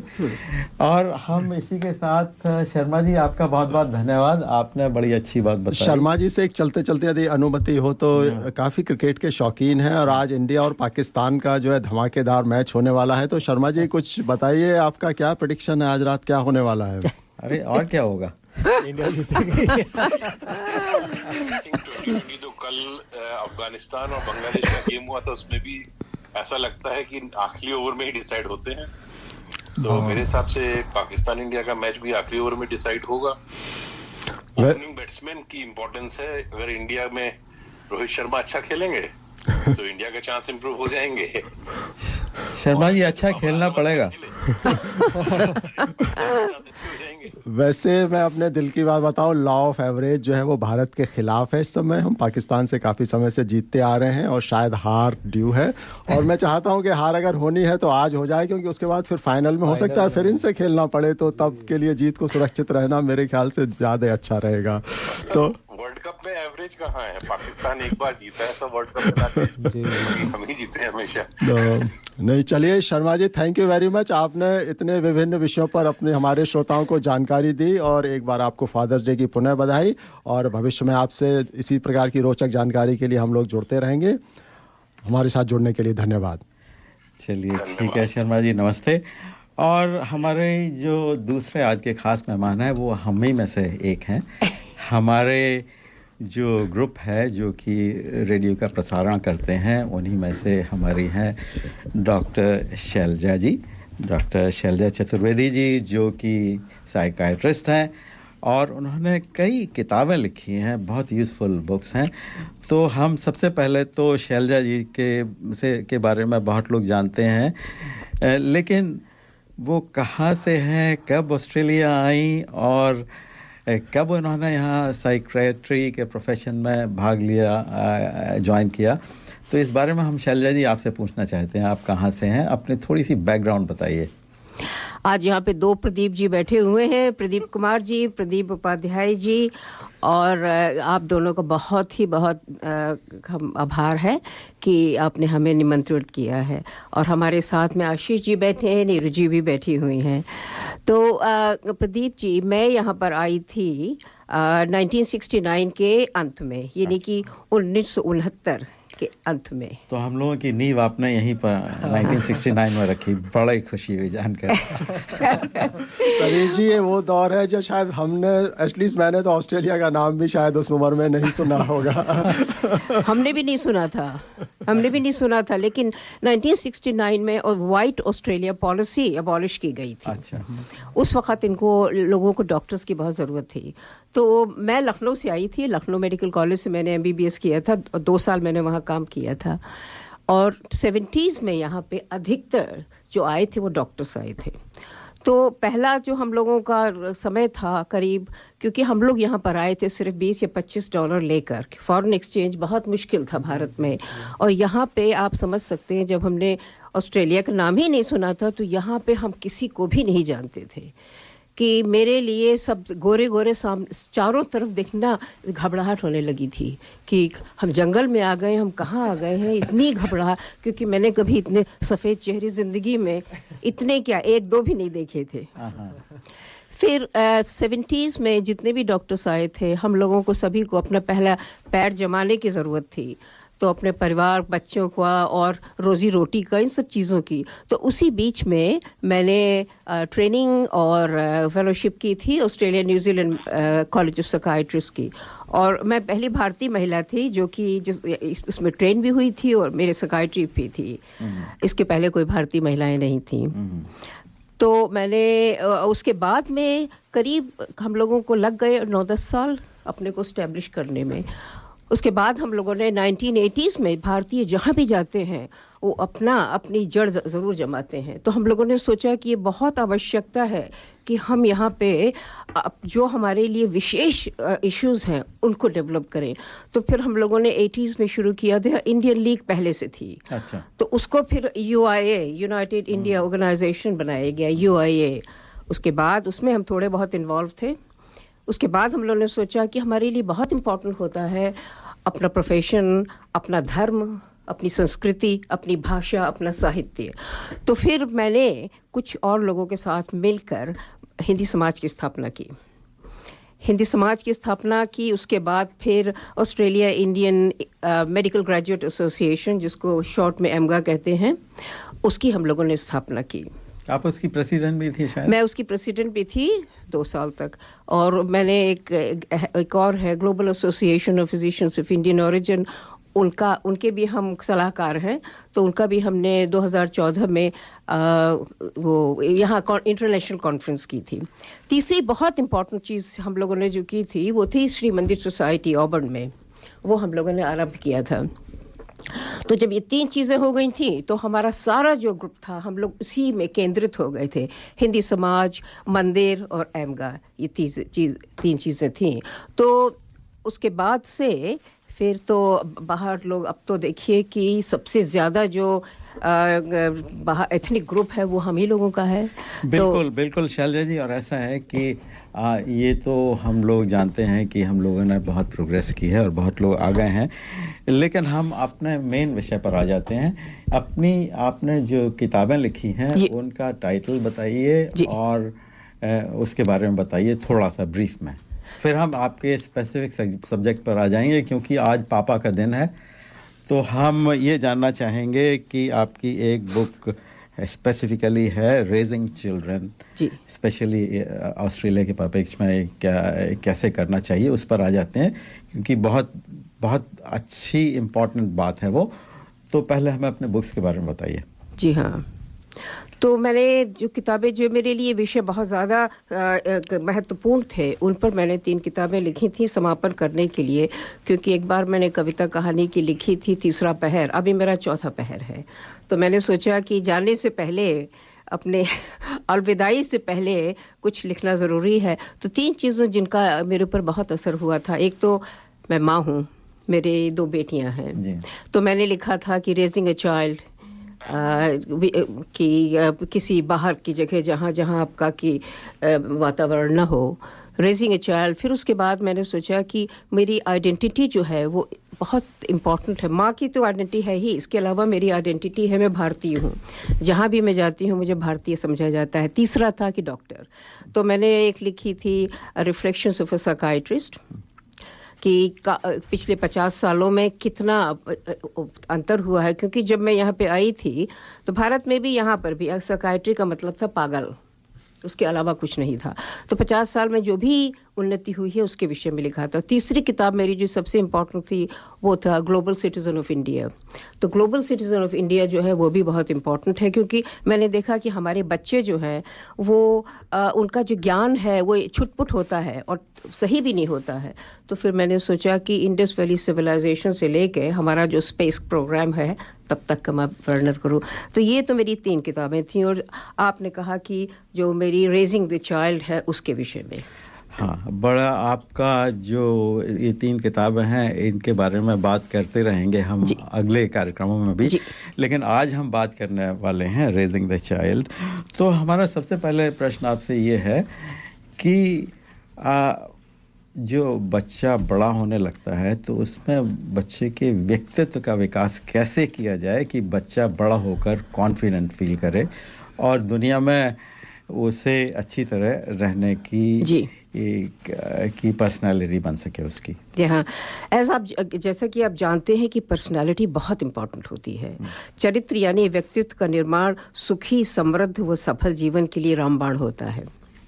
जैसे आज के कार्यक्रम में हम यहाँ 5 लोग बैठे हुए हैं और हमारे पारस्परिक व्यवहार व सूझबूझ पर ही आज के कार्यक्रम की सफलता है कि हम किस तरह से रिलेट कर रहे हैं। इसमें पर्सनालिटी का बहुत बड़ा योगदान होता है।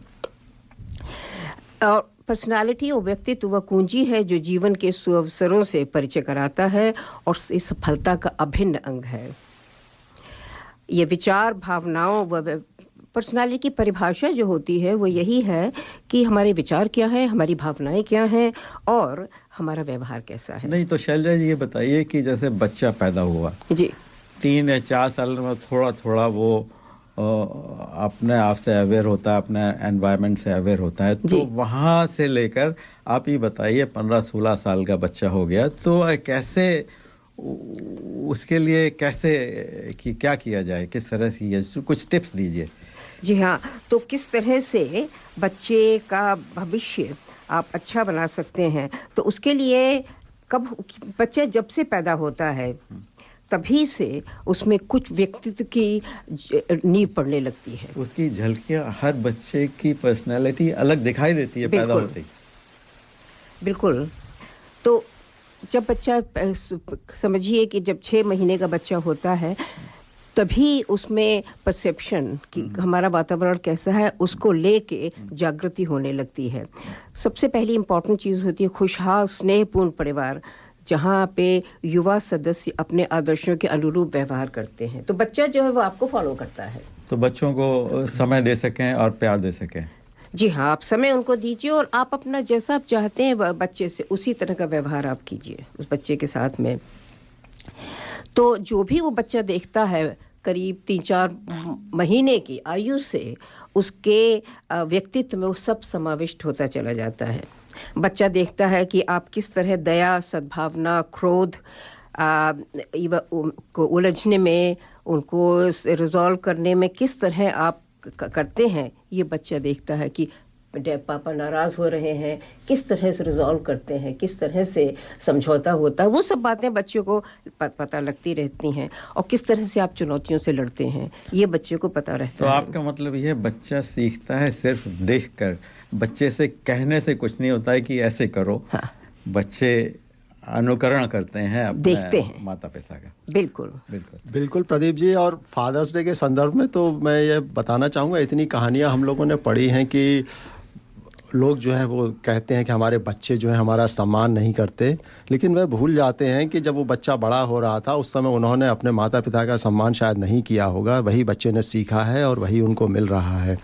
तो ये जो शैलजा जी ने जो बताया है बिल्कुल बच्चे के सामने, अगर आप सम्मान चाहते हैं, यदि आप चाहते हैं कि दूसरे से ऊंची आवाज़ में न बोला जाए तो आपको वह प्रदर्शित करना होगा उसके सामने कि आप किसी से भी ऊंची आवाज़ में न बोलें, या कोई आपसे बोले तो आप प्रदर्शित करें कि यह अच्छी बात नहीं है, तो वैसे ही बच्चा सीखेगा। मेरे ख्याल से यही संदेश है ना। हाँ, प्रदीप जी आप बिल्कुल सही कह रहे हैं कि जब बच्चा देखता है कि आपने माता पिता के पैर छुए हैं तो वही करता है। जो उसने देखा है कि आप माता पिता को ऐसे ही टकरा देते हैं, उससे रूडली बात करते हैं, बच्चा वही देखता है कि तो अगर आपने अपने माता पिता की सेवा की है तो बच्चा आपकी सेवा करने के लिए भी। तो शैलजा जी आगे बढ़ने से पहले अपने स्पॉन्सर का एक संदेश। बिल्कुल बिल्कुल। हेलो ऑस्ट्रेलिया, अपनी सभी मेडिकल, डेंटल और लैब सप्लाईज के लिए संपर्क कीजिए विशमेड प्रोप्राइटरी लिमिटेड से। विशमेड 11 साल पुरानी एक रिलायबल कंपनी है। Wishmed has availability of quality products at reasonable price. You wish, Wishmed delivers, that's their motto. अधिक जानकारी के लिए संपर्क करें 0296728656 पर या ऑनलाइन जाएं www.wishmed.com.au। Wishmed is proud sponsor of Darpan radio. तो हम अपनी बातचीत जारी रखते हैं शैलजा जी से।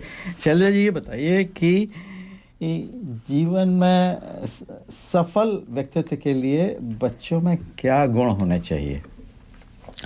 सफल व्यक्तित्व के लिए बहुत ज़्यादा इम्पोर्टेंट है आत्मविश्वास, कॉन्फिडेंस, आत्मनिर्भरता, सेल्फ सफिशिएंसी, आत्मगौरव, सेल्फ रिस्पेक्ट, साहस, करेज होनी चाहिए, सहृदयता, कंपैशन होना चाहिए, आशावादी भावनाएं होना चाहिए, ऑप्टिमिस्टिक होना चाहिए, रिजिलियंस बहुत इम्पोर्टेंट है, अनुशासन होना चाहिए, सेल्फ डिसिप्लिन एंड दूसरों में भी उसी तरह की जागृति करना, समय का सही प्रयोग, सफलता व असफलता को स्वीकार करने की क्षमता, जीवन के मूल्यों का आदर, सदाचार व लक्ष्य निर्धारण व्यक्ति निर्माण के अभिन्न अंग हैं। तो ये सब चीज़ें ज़रूरी हैं बच्चे में। तो शैलजा जी बच्चा 4 साल का हो गया, 5 साल का हो गया, अपने पेरेंट्स को देखकर सारी चीज़ें वो एब्जॉर्ब कर रहा है जी। उसी तरह से आगे चलकर बिहेव करेगा। तो ये जो प्रक्रिया है इसको मैच्योर होने में शायद 15 या 16 साल का होने तक होता है। आपका क्या विचार है?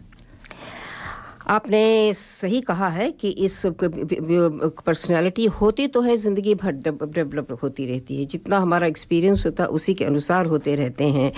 लेकिन जो छोटे बच्चे होते हैं, जैसा मैं कह रही थी कि जो वो देखते हैं अपने वातावरण में उसी तरह से, तो कि किस तरह की छोटे छोटे प्रश्नों का आप किस तरह विश्लेषण करें, वो बच्चा छोटा देख रहा है। बहुत से अनुसंधानों से ये निष्कर्ष निकला है कि भले ही बच्चे को अनुभव न याद रहें, कि अगर आप मान लीजिए कि आप बहुत उससे स्ट्रिक्ट हैं, एज ए फादर मदर बहुत स्ट्रिक्ट हैं, तो ये उसके जहन में बैठ जाता है।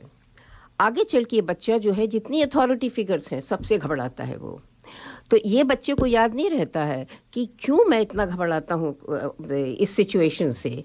लेकिन इस साइको एनालिसिस में यही होता है कि वो सोचते हैं कि क्यों आप में ये डिफेक्ट आ रहा है। तो पता लगता है कि यहाँ एक बार आप कमरे में अंधेरे में बंद हो गए थे कमरे में और वहाँ से निकले नहीं थे, तब से आपको इतनी दहशत हो गई है। मुझे याद तो नहीं है मुझे क्यों अंधेरे से डर लगता है, लेकिन फिर मुझे पता लगा एनालिसिस करके कि हाँ एक बार मैं कमरे में बंद हो गई थी तो मुझे अंधेरे से डर लगता है। तो बच्चों के दिमाग में, जहन में ये सब चीज़ें हो जाती हैं। अच्छा, तो पापा को बच्चों से स्ट्रिक्ट होने की ज़रूरत है या नहीं है? क्यों मैं इस संदर्भ में पूछ रहा हूँ, क्योंकि हमारे जो पिछली जनरेशन थी उसमें पापा ओवरऑल जो उन्होंने कह दिया वही होगा घर में। लेकिन धीरे धीरे ये अब चेंज ये हो गया है जी हाँ, कि या तो बच्चों की चलती है या माँ की चलती है। हाँ। हाँ, तो ये जो है ये ट्रेंड आपको बदलना पड़ेगा, क्योंकि पहले ये भी होता था कि आने देते रहे पापा को, और बेचारे पापा जब आते थे तो उनका सिर्फ ये काम था कि डंडा दिन भर की शिकायतों का भंडार, और माँ अच्छी बन जाती थी लेकिन पिताजी, लेकिन वो चीज़ें अब बदल रही है। आज फादर्स डे है, फादर्स डे के ऊपर माँ, यहाँ हमने देखा है कितने बच्चे और पिताजी अच्छी तरह से मित्रों की तरह से व्यवहार करते नजर आएंगे आपको। तो आपने जो प्रदीप जी पहले प्रश्न पूछा था, तो जैसा मैं कह रही थी कि 5 वर्ष के बच्चे के विचार व भावनाओं से उसके आजीवन व्यक्तित्व का आपको पता लग सकता है। छोटा बच्चा जो है बहुत रोएगा, बहुत सोने में परेशानी होती है, इन सब चीज़ों से तो उसके आगे चल के पर्सनालिटी का पता लगता है। 5 वर्ष का बच्चा जो है उसको आप देख सकते हैं कि किस तरह घुल मिल सकता है वो।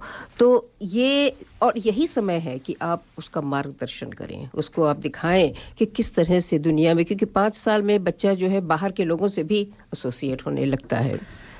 बहुत बढ़िया शैलजा जी। अब ऐसा है उपाध्याय जी, आप बोलिए। जी हाँ शैलजा जी, आपके साथ में शायद पहली बार स्टूडियो में हूँ। आपका रेगुलर कार्यक्रम तो मैं सुनता हूँ, लेकिन आपकी हिंदी इतनी अच्छी, और 1969 से आप यहाँ आई हुई हैं, लेकिन आपकी हिंदी में कोई भी करप्शन अभी तक नहीं हुआ। इतनी सुंदर हिंदी का स्तर आपने मेंटेन करके रखा है, इसके लिए मैं साधुवाद देना चाहता हूँ इस मंच से। तो चलिए, बड़ा बच्चों को रेस करने के लिए बड़ा सुंदर टिप्स जो हैं शैलजा जी ने दी हैं, और फादर्स डे की थीम पर हम लोग कर रहे हैं। और थोड़ा सा विषय गंभीर भी हो गया, क्योंकि बच्चों को कैसे रेस करने की क्या क्या समस्याएं आती हैं, तो थोड़ा सा माहौल को बदलते हैं और हंसी खुशी वाला माहौल बनाते हैं। तो एक फादर्स डे पर एक विपुल गोयल ने एक स्टैंड अप कॉमेडी मैं लेके आया हूँ आज श्रोताओं के लिए, जो कि बताती है कि हमारे पिता लोग अपने दौर के संघर्ष को कितना बढ़ा चढ़ाकर प्रस्तुत करते थे। तो वो थोड़ा सा माहौल बदलेगा, उसके बाद हमारी शैलजा जी से बातचीत जारी रहेगी। बट आपने देखा इंडियन पापा ना घर में बिल्कुल डॉन की तरह रहते हैं, मतलब कि मेरा अड्डा है। तो कई बार कुछ अच्छा इंसिडेंट होता है तो भी ताना मार देते हैं यार। वह विराट कोहली ने सेंचुरी मारी, एकदम से मेरे पापा विराट कोहली तुमसे 3 साल छोटा है, 300 करोड़ कमाता है, तो पापा आपसे 30 साल छोटा है।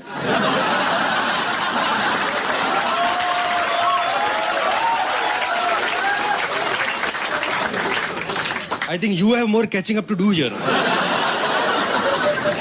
फिर आपने देखा, फिर वो अपना स्ट्रगल सुनाना चालू कर देते थे। हम तो स्ट्रीट लाइट के नीचे बैठ के पढ़ाई करते थे, हम तो मोमबत्ती जला के पढ़ाई करते थे। एंड आई एम लाइक, यार आप लोग दिन में क्यों नहीं पढ़ाई करते थे यार? क्या फायदा मोमबत्ती जला जला के पढ़ने का? ये परसेंटेज तो 52 आए आपके। इससे ज्यादा मार्क्स मेरे सरप्राइज टेस्ट में आते हैं। हमारे टाइम तो ये स्ट्रगल था।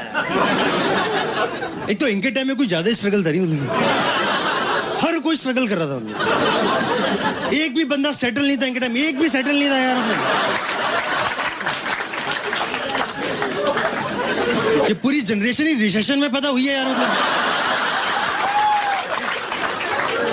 और कुछ छोटा मोटा स्ट्रगल नहीं था हमारी तरह कि भाई वाईफाई वीक हो गया, ऑरिगेनो कम पड़ गया। इनका स्ट्रगल भी नेक्स्ट लेवल होता था। मतलब सुना है आपने, मतलब कोई रोज नदी में 5 किलोमीटर स्विमिंग करके स्कूल जा रहा है। इतना बड़ा झूठ मुंह पे बोल देते हैं यार। मतलब रोज 1000 बच्चे स्विमिंग करके जा रहे हैं यार। और मैं सोच रहा हूँ स्कूल का टीचर कितना हरामी है, यूं नहीं कि वो अकेला स्विमिंग करके उधर से इधर आ जाए।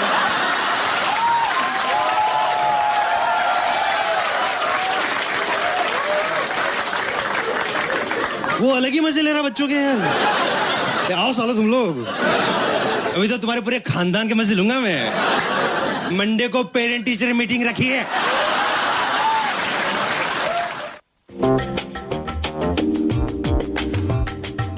मैं करी masters the butter chicken packet Indian दुकान से लेके आया। ना मैं लहसुन, ना प्याज, ना अदरक, ना कोई मिर्च मसाला पाया। मैंने जब बनाकर अपनी पत्नी को खिलाया, उसने मुझे पति से पति देव बनाया और करी मास्टर्स के बारे में सारे शहर को बताया। जय हो करी मास्टर्स।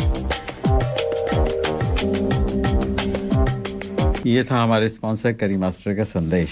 तो प्रदीप जी, जब स्टैंड अप कॉमेडी की ही जब बात चल रही है, तो कपिल शर्मा का नाम ना आए तो ये थोड़ा सा अजीब लगता है, क्योंकि आज के दौर में उन्होंने एक अपना मुकाम हासिल किया है। और कल सिडनी में उनका शो भी हुआ था, और आज ही आपने मुझे सवेरे बताया कि आप उस शो को देखने गए थे। तो उसके कुछ अनुभव जो है हमारे श्रोताओं के साथ साझा कीजिए। मैं भी गया था, आशीष जी भी थे और नीरू जी भी थी साथ में।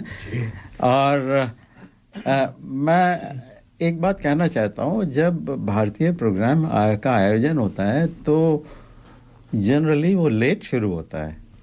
तो इससे होता ये है कि जो अपने टाइम से पहुंच जाते हैं लोग वो पेनलाइज होते हैं, उन्हें वेट करना पड़ता है। और जो लोग खरामा धीरे धीरे आते हैं वो कार्यक्रम को देरी कर देते हैं। तो कपिल शर्मा का प्रोग्राम वैसे तो अच्छा था मेरे विचार से। अभी हम आशीष जी और नीरू जी से भी पूछेंगे, लेकिन वो शुरुआत में आधा घंटे तो वैसे ही लेट हो गया था। उसके बाद उन्होंने एक डांस रख दिया। डांस के बाद उन्होंने 50 स्पॉन्सर्स की एक लिस्ट थी, वो पढ़ने लगे। तो लोगों ने शोर मचाना शुरू किया, कपिल कपिल कपिल। इतना में एक सज्जन आ गए, वो थोड़े से जोक वगैरह उन्होंने बताया। तो कपिल शर्मा के आने में देर हुई। जो कपिल शर्मा का सेगमेंट था वो बहुत अच्छा था। वो गाते भी अच्छा है, मुझे नहीं पता था इतना अच्छा गाते हैं, बहुत अच्छा गाते हैं। उन्होंने बाद में तो गज़ल वगैरह गाने वगैरह काफ़ी सुनाए। तो पहले नीरू जी आप बताइए कि आपका कैसा अनुभव रहा? जी, मैं पहली बार गई थी कपिल शर्मा के शो पे, एंड क्योंकि हम लोग घर पे बहुत चाव से देखते हैं टीवी पे, जब भी कभी बोर हो रहे हैं कुछ तो देखते हैं, तो हमने सोचा लाइव भी देखा जाए कपिल शर्मा जी का शो कैसा रहता है। मज़ा आया, लेकिन समहाउ जितनी एनर्जी उनके शो में बिल्डअप हो सकती थी या होनी चाहिए थी, बिकॉज आई थिंक जो चंदन जी थे वो शायद बीमार थे, वो परफॉर्म करने भी नहीं आ पाए थे जो वो बता रहे थे। अच्छा। सो लेकिन ओवरऑल मैं मानती हूँ कि लेट शुरू हुआ एंड लोग बीच बीच में भी आ रहे थे और वो मजाक भी बना रहे थे उनका कि आप अभी तक आ रहे हैं अभी लोग। पर देखा जाए तो overall it could have been better, but जितना भी था। मुझे ये लगता है कि जो भारत में शो होता है तो ये फिल्म स्टार्स अपना स्पॉन्सर करने के, अपना शो पब्लिसिटी के लिए आते हैं, तो उनसे जो गुफ्तगू होती है उनकी, उसमें ज़्यादा मज़ा आता है। यहाँ पर वो किससे बात करते हैं? ब्रेटली को भी नहीं बुला पाए। तो ये उस बातचीत में ज़्यादा मज़ा आता है। और यहाँ पर कपिल शर्मा बेचारे 1-1.5 घंटे तक अपने सोलो चलते रहे, तो उन्होंने इतनी देर तक संभाला, मेरे ख्याल से गजब की बात है। और उनकी आवाज़ भी बहुत अच्छी है। मुझे ऐसा लगता है कि जितने चाव से वो गाते हैं, जितनी अपनी एनर्जी वो गाने में देते हैं, वो बहुत सराहनीय है। और हर किसी का गाना अपनी आवाज़ में गा के सुनाना एंड उनको ड्यू क्रेडिट देना बहुत अच्छी बात है। बिल्कुल। और प्रदीप जी, ये जो शो जिसकी हम नीरू जी बात कर रही हैं, मैं भी उस शो को देखता हूँ और मुझे बहुत अच्छा लगता है। तो जो लाइव परफॉर्मेंस जो होती है और जो शो होता है, इसमें बहुत फ़र्क होता है, क्योंकि वो एक स्क्रिप्टेड शो होता है। उसमें टेक्स और रीटेक्स जो है वो अलाउड होते हैं, आप गलती कर सकते हैं। तो इसीलिए जो हमारे एक्टर्स जितने हैं, जो स्टेज परफॉर्मर्स जो हैं, जो आपके थिएटर की बैकग्राउंड के हैं, वो हमेशा, चाहे वो अमरीश पुरी हो, आपके नसरुद्दीन शाह हो, ये सब टॉप क्लास एक्टर्स हैं। तो कपिल शर्मा भी इसका कोई अपवाद नहीं है, लेकिन हाँ, वो गाते बहुत अच्छा हैं। प्लस एक और चीज़ मुझे उनकी सब लोग शायद सहमत ना हो, जो अच्छी लगती है, वो बचपन के जो उनके संघर्ष के साथी उनके सबके साथ जुड़े हुए हैं। जो उनका जो ऑर्केस्ट्रा है, वो उनके सब वही हैं जो कि शुरू में उनके साथ स्ट्रगल करते थे। चंदन जिनकी बात कर रहे हैं, वो भी बिल्कुल वही हैं। कुछ लोग इसको नेपोटिज्म का नाम दे सकते हैं कि आप अपने साथ मतलब उनको करते हैं, लेकिन मैं ये मानता हूँ कि अच्छा व्यक्तित्व इसको मानता हूँ कि जो जिन्होंने बुरे वक्त में आपका साथ दिया था, आपका जब अच्छा वक्त चल रहा है तो आप उनका साथ नहीं छोड़ रहे हैं और आप उनके साथ अपना संबंध बनाए हुए हैं और जितनी उनकी सहायता कर सकते हैं। तो ये कपिल शर्मा का एक बहुत अच्छा गुण मैं मानता हूँ। नहीं, बहुत अच्छा है। और उनके जो जोक्स होते हैं वो दिन प्रतिदिन की दिनचर्या है उस पर आधारित होते हैं। परिवार के बारे में होते हैं, माँ के बारे में होते हैं, बहन के बारे में होते हैं, लड़कियों के बारे में भी होते हैं, मियाँ बीवी के बारे में होते हैं। तो इससे हम रिलेट कर सकते हैं, तो बड़ा अच्छा लगता है। उनके कार्यक्रम अच्छे होते हैं। आप बताइए आशीष जी। इसमें एक चीज़ और जो मुझे कहना चाहूँगा कि बहुत अच्छा लगा देख के कि वहाँ पे सिर्फ भारतीय नहीं थे, वहाँ पे और भी इंटरनेशनल जितने भी फोरम के लोग थे, दर्शक जो आए थे, जिनको शायद हिंदी समझ उतनी नहीं आ रही थी, लेकिन वो पूरा समय वहाँ बैठे रहे। तो कई मुझे दिखे, 1-2 ईरानी मिले, पाकिस्तानी जो थे वो तो खैर समझते हैं, बांग्लादेशी भी समझते हैं थोड़ी बहुत हिंदी, लेकिन बहुत अच्छा लगा। और इतना बड़ा क्राउड देख के मुझे बहुत अच्छा लगा।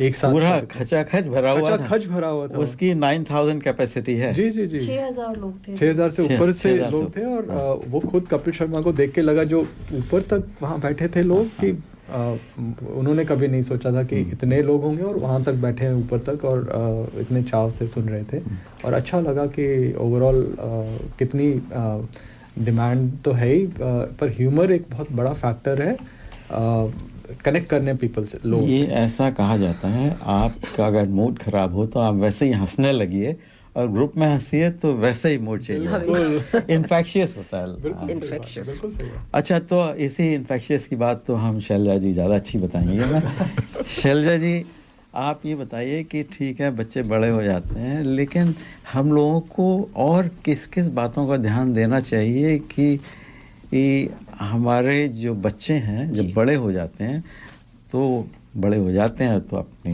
दिमाग उनका अलग से चलता है तो किन किन बातों का ध्यान रखना चाहिए जैसे किशोरावस्था में या थोड़े से और बड़े हो गए 20s में आ गए तो किस किस चीज़ बातों का ध्यान रखना चाहिए तो आपको जो विचार आपके दिल में हमेशा रहने चाहिए बच्चों को बड़ा होने में तो वो जैसा मैं कह रही थी कि वो तो बच्चे के जन्म से ही शुरू होता है तो पहले 2 वर्ष होते हैं बच्चों के उसमें माँ बाप के निकट संबंध उसे सुरक्षित विश्वस्त व आशावादी बनाता है तो अगर आप वो बच्चा देखता है कि आप लोगों में कोई अच्छी अंडरस्टैंडिंग है और आपके मित्र हैं आपका सोशल सर्कल है उन सब चीज़ों से बच्चे के ऊपर प्रभाव पड़ता है कि वो सुरक्षित अपने को महसूस करता है विश्वस्त व आशावादी बनता है तो इसी संबंध के आधार पे बच्चा जो है बाहर के लोगों से रिलेट करता है तो मेरी मदर से अच्छा मतलब रिलेशनशिप है उसी से मैं सोचूंगा कि मैं आपके भी पर विश्वास कर सकता हूँ अगर मेरा विश्वास मेरे माँ बाप पे नहीं है तो फिर मुझे दुनिया भी लगेगी धोखे वाली तो ये बहुत ज़रूरी है कि everything starts from your home कि बच्चे का जो सबसे पहला एक्सपीरियंस है वो पॉजिटिव होना चाहिए आपके साथ में 2-3 साल का बच्चा जो है वो स्वतंत्रता की ओर बढ़ता है बिल्कुल तो यानी कि चलना बोलना सीखता है टॉयलेट ट्रेनिंग आदि में तो उसमें भी उसके आत्मविश्वास की ज़रूरत पड़ती है और वो भी व्यक्तित्व का ही निर्माण शुरू होता है अच्छा चलिए ये बताइए कि बच्चे बड़े हो जाते हैं टीनेजर्स हो गए स्कूल जाते हैं स्कूल में अलग एनवायरनमेंट है घर में अलग एनवायरनमेंट है हम पूजा करते हैं मंदिर जाते हैं और स्कूल में हर तरह के बच्चों से इंटरेक्शन होता है बिल्कुल तो वहाँ पर आपका क्या विचार है उसके बारे में क्या विचार है उससे कैसे उसका सामंजस्य किया जाए कि उसका कोई कुप्रभाव ना पड़े भारतीयों में एक विशेषता ये होती है कि स्थानीय सभ्यता का उल्लंघन किए बिना अपने मूल्यों संस्कृति व परंपराओं को अपनी पहचान बनाते हैं आपने ठीक कहा है कि अगर मैं पराठे सब्जी लेके जाती हूँ अपने उसमें टिफ़िन में और बच्चे जो है वहाँ पे सैंडविच लेकर आते हैं तो हर किसी को ये लगता है कि आओ योर फूड स्मेल्स हमको तो ये हमारे रिसेंटली हमने कई सारे फ्यूनरल्स अटेंड किए थे तो मुझको ये ख्याल आया कि हमारी जो जनरेशन थी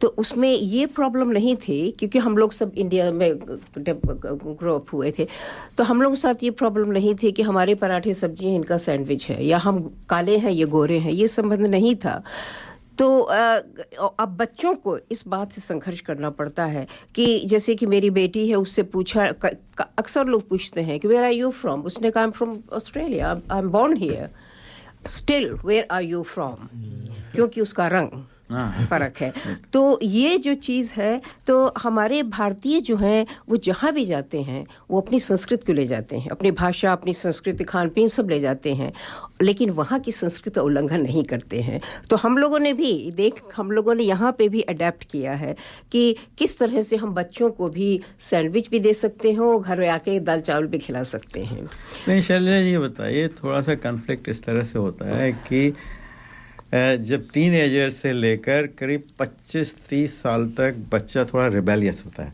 जी उसके बाद जो अपनी संस्कृति पर वापस लौटने की बात होती है वो 40 के बाद शुरू होती है बिल्कुल तो इसके बारे में आप क्या विचार है बिल्कुल तो जैसा मैं बता रही थी कि करीब 18 साल की एज तक बच्चे में परिपक्वता यानी मैच्योरिटी आ जाती है और वो मैच्योरिटी की ओर बढ़ता ही रहता है उसमें उत्साह जागृत होता है उसमें संसार को अपने कंधों पे लेने का कॉन्फिडेंस आ जाता है तो उस समय रोल मॉडल की आवश्यकता होती है, तो रोल मॉडल जो है वो पेरेंट्स बनते हैं, और यही अवस्था है कि वो अपने भविष्य की रूपरेखा के स्वप्न देखने लगता है और लक्ष्य प्राप्ति के प्रयास करता है।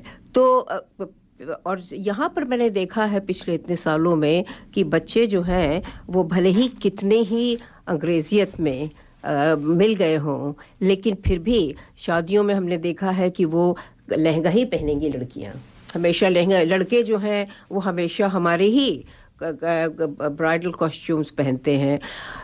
खाना जो है इंडियंस मोस्टली, हम लोगों ने कुछ मॉडिफाई किया है, लेकिन फिर भी खाना अपने आप, क्योंकि जितना कि प्रभाव पड़ता है बच्चों को बाहर के वातावरण से, उससे अधिक प्रभाव पड़ता है जहाँ से आप आते हैं, घर से। तो हमारे बच्चे जो हैं वो बड़ी अच्छी बात है, बहुत ही खुशी की बात है कि हमने देखा है कि हमारे बच्चों का इतना बड़ा नेटवर्क है, अधिकतर वो इंडियन बच्चों से ही रिलेट रहते हैं। अधिकतर शादियां जो यहाँ पे हुई हैं वो marriage with in Indian community हुई हैं, चाहे वो भारत से आए चाहे यहाँ से आए, बहुत कम ऐसे होते हैं जो उसके बाहर जाते हैं। तो आई थिंक हम लोगों में अडेप्टेबिलिटी जो है भारतीयों में बहुत अधिक है। चलिए इसी के साथ शैलजा जी एक स्पॉन्सर का मैसेज सुनते हैं, उसके बाद हम अपनी फाइनेंस के बारे में बात कर लेंगे। हाँ, फाइनेंस प्लस हमारे लिसनर्स भी काफ़ी अच्छा फीडबैक दे रहे हैं, मैं चाहूँगा वो भी हम साझा कर सकें। मैं करी masters the butter chicken packet Indian दुकान से लेके आया, ना मैं लहसुन ना प्याज ना अदरक ना कोई मिर्च मसाला पाया। मैंने जब बनाकर अपनी पत्नी को खिलाया, उसने मुझे पति से पति देव बनाया और करी मास्टर्स के बारे में सारे शहर को बताया। जय हो करी मास्टर्स। ये था हमारे स्पॉन्सर करी मास्टर का संदेश। तो प्रदीप जी, मैं हमारे लिसनर्स जो है वो पांडे जी और यतीन जी को हमारा कार्यक्रम पसंद आ रहा है। उन्होंने कहा विस्तृत समाचार, शिक्षाप्रद विचार। तो उसके अलावा हमारे राज गर्ग साहब बता रहे हैं कि भारत का विश्व की 5वीं अर्थव्यवस्था बनने पर बधाई, लेकिन उनका कहना यह है कि पर कैपिटा बेसिस पर भी हमको कम से कम टॉप 10 में आ जाना चाहिए। टोटल तो हम 5th पे आ गए हैं, लेकिन पर कैपिटा अभी हमारी इनकम काफ़ी, मतलब कहने का मतलब यह है कि अभी आम आदमी का जीवन स्तर नहीं सुधरा है, उस पर हमको अभी काम करना है। अमिता गुप्ता जी कहती हैं कि गणेश जी और उनकी जीवन के बारे में काफ़ी सिग्निफिकेंट हमको ज्ञान देता है। और संजीव जी को हमारे फादर्स डे के गाने पसंद आ रहे हैं। राज गर्ग साहब ने ही बताया है कि 1909 में पहली बार जो है वो फादर्स डे है मनाया गया है। एक्चुअली अमेरिका और भारत में ये जून में होता है, ऑस्ट्रेलिया में इस समय होता है, तो सब देशों में अलग अलग है। तो और काफ़ी इन्फॉर्मेटिव टॉक हमारे नरेंद्र जी बता रहे हैं। शर्मिला जी हमारी आज जो है वो शैलजा जी की आवाज़ सुनकर जो है, क्योंकि नॉर्मली ये लोग स्टूडियो शेयर करते हैं, लेकिन आज वो श्रोता के रूप में सुन रही हैं तो उनको बहुत अच्छा लग रहा है। और यतीन जी बताते हैं कि बहुत ही सकारात्मक शैलजा जी के विचार हैं। अच्छा, एक प्रश्न आया है, वो मेरा भी प्रश्न था और एक श्रोता जो है हमारी मोहिनी जी ने पूछ लिया है कि शैलजा जी, जैसे 2 बच्चे होते हैं और उनमें बहुत कम गैप होता है, जैसे 1 साल का 1.5 साल का गैप है, लेकिन उनके आपके जो सारी टिप्स, क्योंकि पेरेंट्स तो दोनों को एक साथ रेजिंग करते हैं, लेकिन बहुत ही सिग्निफिकेंटली डिफरेंट बनते हैं वो आगे जाके, तो उसके मूल में क्या कारण है? ये तो बच्चे जो है वो एक प्राकृतिक कैनवस की तरह होते हैं, जिसमें शरीर होता है, जीन्स होती हैं, वो पनपने की स्वाभाविक शक्ति होती है। तो इतना तो लेकर बच्चा पैदा होता है, और आत्मा भी होती है। ये एक नया विषय है, इसके लिए प्रदीप जी अलग कार्यक्रम करना होगा। तो 3 चीजें वो बच्चा लेकर पैदा, उसके बाद उसका वातावरण होता है।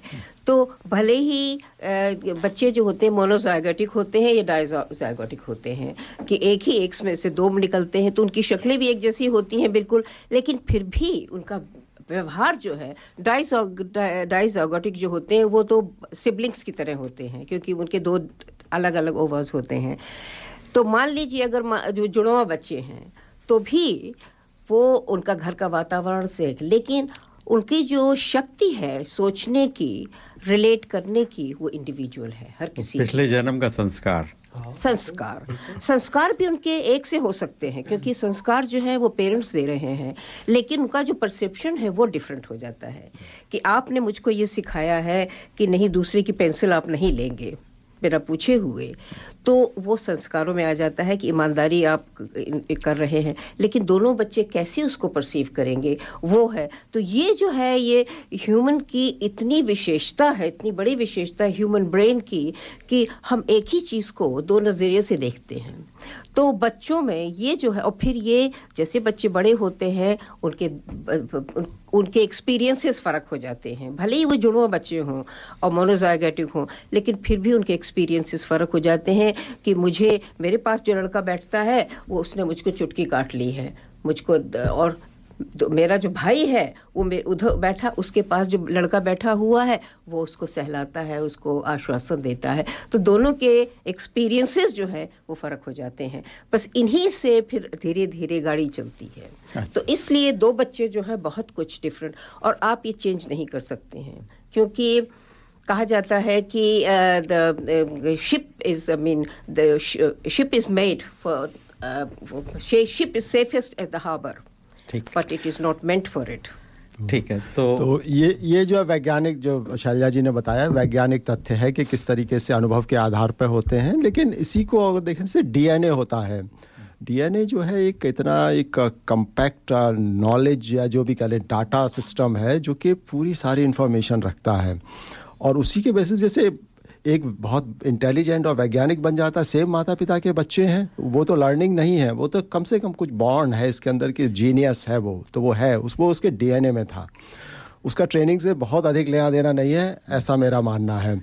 और इसी को आप जो पुनर्जन्म की जो बात कर रहे थे, तो एक जो युगांतर से जो सफ़र चल रहा है ह्यूमन आदमी का, दोबारा हुआ आगे अगले पड़ाव पे जाना है, तो उसी लेवल पे हर कोई अपनी अपनी अलग अलग यात्रा कर रहा है। उस संदर्भ में इसको भी देखा जा सकता है, वो एक आध्यात्मिक रूप है। लेकिन जो शैलजा जी ने बताया वो एक अपनाया हुआ, सबका स्वीकार किया हुआ वैज्ञानिक तथ्य है।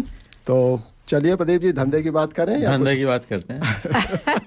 बिना धंधे के तो काम नहीं, क्योंकि समय कम बचा है। तो हाँ, कुछ कहना चाहते हैं? बस एक चीज़ और, बहुत आपने बिल्कुल सही कहा कि दो बच्चे एक ही घर में हैं, एक ही परवरिश के तरह हैं, बट फिर भी उनके पर्सनालिटीज़ अलग हो जाती हैं। तो आत्मा वाली जो बात कही आपने, जो आप बता रहे थे कि पिछले जन्म से हमारा जो कैरी फॉरवर्ड होता है, तो कर्म का प्रारब्ध एक तो हम बॉर्न विथ दैट, तो we can not change it. उसके ऊपर मैं कैसे डेवलप करता हूँ, उसके बेसिस पे मेरी जीवन उसके आगे चलता जाएगा। इसलिए हमारे सनातन धर्म में भी ये कहा गया है, कर्म के साथ में हम उसको, भाई मोक्ष प्राप्ति एक अल्टीमेट एम है सबका, कि भाई वापस से ये मरण और जीवन मरण के चक्र से निकला जाए। क्या तरीका है, तो उसमें सब कुछ है कि भाई क्या करना चाहिए, कैसे करना चाहिए और क्यों करना चाहिए। सनातन धर्म में व्हाट, व्हाई एंड हाउ। तो बच्चों के ऊपर उसका प्रभाव जो आप बोल रहे हैं कि कॉन्फिडेंस लाना या वो करना है, उसका घर में, परिवार में, इसीलिए हम ये सिखाते हैं कि भाई उससे उनका एक पर्सनालिटी डेवलपमेंट होती है, और उनको एक कॉन्फिडेंस आता है कि दुनिया में आप कहीं भी चले जाएं, आपको पता है आप कहाँ से आए हैं, क्या आप का हिस्ट्री है। हमारे पहले उसमें माइथोलॉजी बोल के उसका मजाक उड़ा दिया जाता था कि अरे ये तो मिथ है। तो मिथ नहीं है, बहुत सारा हिस्ट्री है, बहुत सारा उसका स्टोरी टेलिंग फॉर्म में एक तरीका है सिखाने का। तो वो बहुत फर्क पड़ता है बच्चों। बिल्कुल। तो इसका धंधे पर क्या फर्क पड़ता है, ये बताइए। चलिए फाइनेंशियल रिपोर्टिंग की बात करते हैं। तो जैसा कि हम 2 बार ऑलरेडी जिक्र कर चुके हैं कि पिछले सप्ताह की बड़ी खबर यही है कि भारत जो है विश्व की 5वें नंबर की आर्थिक स्थिति बन गया है। अभी तक 5वां स्थान यूके का था, अब जो 6ठे नंबर पर आ गया है। अमेरिका, चीन, जापान और जर्मनी के बाद भारत का इस समय जो है 5वां नंबर है। और जैसा कि आंकड़े बता रहे हैं, 5 मिलियन इकोनॉमी का टारगेट भी अब भारत के लिए हासिल करने में बहुत दिक्कत नहीं होनी चाहिए। भारतीय मूल के लोगों के लिए एक अच्छी खबर है। अब बात करते हैं अपने स्टॉक मार्केट के तुलनात्मक अध्ययन की, जिसमें हम भारत के अलावा अमेरिका और ऑस्ट्रेलिया के स्टॉक मार्केट की परफॉर्मेंस की समीक्षा करते हैं। पिछले 3 हफ्तों की बात करें तो पूरे विश्व के स्टॉक मार्केट्स में गिरावट का दौर रहा है। अमेरिका की हालत सबसे अधिक ख़राब है, जहां 3 हफ्ते में 8% गिरावट रही। ऑस्ट्रेलिया में 3% और भारत ने सिर्फ 1% की गिरावट दिखाई। यह बताता है कि आज के परिदृश्य में भारत की स्थिति अन्य देशों की तुलना में बेहतर है। 1 जनवरी 2022 को यदि बेंचमार्क माना जाए तो ऑस्ट्रेलिया में करीबन 9% की गिरावट है, अमेरिका में 18% की गिरावट है, भारत 1% ऊपर है। तो जहां अमेरिका और ऑस्ट्रेलिया को संघर्ष करना पड़ रहा है, वहीं भारत पिछले दिनों अच्छी रिकवरी की है और शायद इसी के चलते भारत को विश्व की 5वीं अर्थव्यवस्था बनने का अवसर मिला है। पिछले क्वार्टर्स की परफॉर्मेंस देखकर विशेषज्ञ भारत में आर्थिक मंदी आने की संभावना नहीं के बराबर बता रहे हैं, तो यह कहना गलत ना होगा कि 2022 में श्रेष्ठ प्रदर्शन का सेहरा भारत के सिर सजने की संभावनाएं बढ़ती जा रही हैं। आधे से अधिक वर्ष बीत चुका है और आंकड़े बता रहे हैं कि ऑस्ट्रेलिया और अमेरिका भारत से काफ़ी पीछे हैं स्टॉक मार्केट में। अतः उस बढ़त को पाटना इन देशों के लिए अब लगभग असंभव होगा। मेरे विचार से विशेषकर अमेरिका के लिए मुख्य चुनौती यही है कि वह रिसेशन में ना जाएं। वैसे तो कुछ रिपोर्ट्स बताती हैं कि अमेरिका ऑलरेडी रिसेशन में आ चुका है, हालांकि उन्होंने अभी आधिकारिक रूप से इस बात की पुष्टि नहीं की है। कुछ भी कहें, अमेरिका में स्थिति इस समय गंभीर है। इन्फ्लेशन वहाँ पर अभी कंट्रोल में नहीं आया है और आशा की जा रही है कि आगामी 2 वर्ष तक ब्याज की दरें बढ़ती ही रहेंगी, जो कि प्रॉपर्टी और स्टॉक मार्केट के निवेशकों के लिए अच्छी खबर नहीं है और इसका कुप्रभाव कुल मिलाकर अर्थव्यवस्था पर दिखाई देगा। इस वर्ष का 1 क्वार्टर अभी बाकी है। आने वाले महीने बताएंगे कि ऊँट किस करवट बैठने वाला है। बहुत बढ़िया उपाध्याय जी। अच्छा ये बताइए कि यूएस में तो इंटरेस्ट रेट बढ़ते जा रहे हैं और बढ़ेंगे अभी फ़िलहाल, तो स्टॉक मार्केट का उसमें क्या दूरदर्शी वाली ये बताइए कि स्टॉक मार्केट के क्या हाल रहेंगे वहाँ, हालांकि जो डेलिकेट सिचुएशन चल रही है यूक्रेन में या चाइना ताइवान वगैरह में, इसमें अगर कुछ हो गया तो सब धड़ाम से नीचे गिरेगा। तो उसमें तो कोई भी भारत भी नहीं बच पाएगा, सब पे प्रभाव पड़ेगा। लेकिन अगर स्थिति ऐसी ही बनी रहती है तो अमेरिका के लिए अभी स्ट्रगलिंग, अगला 1 साल 2 साल स्ट्रगलिंग रहेगा। क्योंकि होता क्या है कि जब इंटरेस्ट रेट बढ़ जाते हैं, इन्फ्लेशन कंट्रोल में नहीं आ रहा, तो इंटरेस्ट रेट नहीं घटा सकते, और जब इंटरेस्ट रेट ज़्यादा होते हैं तो प्रोजेक्ट्स की कॉस्ट बहुत ज़्यादा होती है, तो नए आपके चीज़ें इम्प्लीमेंट नहीं कर सकते, तो उससे स्टॉक मार्केट में एक्सपेंशन नहीं हो पाता। तो इसलिए स्टॉक मार्केट को जो है वो। दूसरी एक बड़ी अजीब सी चीज़ प्रदीप जी देखने में आई है कि सोने की कीमत जो है वो पिछले दिनों गिरी है। ऐसा नॉर्मली होता नहीं, जब स्टॉक मार्केट गिरता है तो सोने की कीमत हमेशा बढ़ती है। पिछले रिपोर्टिंग में हम लोग यही बात हमेशा कहते आए हैं। लेकिन चूंकि इंटरेस्ट रेट इतने ज़्यादा हो गए हैं तो लोगों को एक फिक्स डिपॉजिट जो है वो सोना एक जो है अनप्रोडक्टिव एसेट है, जो कि आपको स्टॉक्स जो है वो आपको डिविडेंड देते हैं, रियल एस्टेट होता है वो आपको रेंट देता है, लेकिन सोना आपको कुछ नहीं देता। आपने खरीद के रख लिया तो उसको आप बेचेंगे। चलिए उपाध्याय जी, समय की थोड़ी सी कमी है तो हम एक गीत और सुना दें। एक हमारा कार्यक्रम अगर कविता ना हो तो हमारा हिंदी का कार्यक्रम जो है अधूरा माना जाएगा। तो एक बहुत सुंदर कविता जो है ओम व्यास जी की हम लेके आए हैं, जिन्होंने माता और पिता के बारे में बहुत सुंदर कविता लिखी थी। चूँकि कविता लंबी थी, अतः फादर्स डे के उपलक्ष्य में मैं पिता वाला भाग संकलित करके अपने श्रोताओं के लिए लाया हूँ। तो प्रस्तुत है पिता के गुण धर्मों का बखान करती हुई ये भावुक कविता। किसी ने शेर कहा कि पक्के फल पेड़ों से रिश्ता तोड़ जाते हैं और अपाहिज बाप हो जाए तो बेटे छोड़ जाते हैं। पिता जब पुत्र को बाजार में ले जाता है और जेब में 50 रुपए होते हैं और बच्चा 200 रुपए के सामान को खरीदने की जिद करता है, उस वक्त एक पिता की विवशता और बच्चे की जिद, इसके बीच के एहसास में खड़े होकर पंक्तियां सुनिएगा। पिता क्या होता है? पिता जीवन है, संबल है, शक्ति है। पिता सृष्टि के निर्माण की अभिव्यक्ति है। पिता अंगुली पकड़े बच्चे का सहारा है। पिता कभी कुछ खट्टा कभी खारा है। पिता पालन है, पोषण है, परिवार का अनुशासन है। पिता धौंस से चलने वाला प्रेम का प्रशासन है। पिता रोटी है, कपड़ा है, मकान है। पिता छोटे से परिंदे का बड़ा आसमान है। पिता छोटे से परिंदे का बड़ा आसमान है। पिता अप्रदर्शित अनंत प्यार है। पिता है तो बच्चों को इंतजार है। पिता से ही बच्चों के ढेर सारे सपने हैं। पिता है तो बाजार के सब खिलौने अपने हैं। पिता है तो बाजार के सब खिलौने अपने हैं। पिता से परिवार में प्रतिपल राग है। पिता से ही माँ की बिंदी और सुहाग है। पिता परमात्मा की जगत के प्रति आसक्ति है।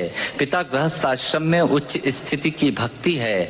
पिता अपनी इच्छाओं का हनन और परिवार की पूर्ति है। पिता रक्त में दिए हुए संस्कारों की मूर्ति है। पिता एक जीवन को जीवन का दान है। पिता दुनिया दिखाने का एहसान है।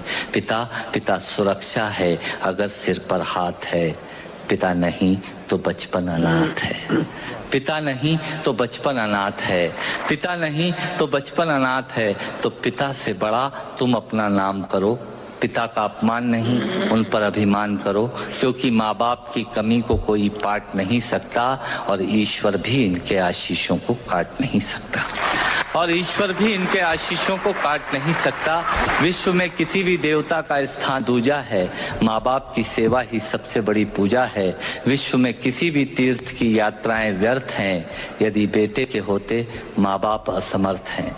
यदि बेटे के होते माँ बाप असमर्थ हैं, वो खुश नसीब हैं माँ बाप जिनके साथ होते हैं, क्योंकि माँ बाप के आशीषों के हाथ हजारों हाथ होते हैं।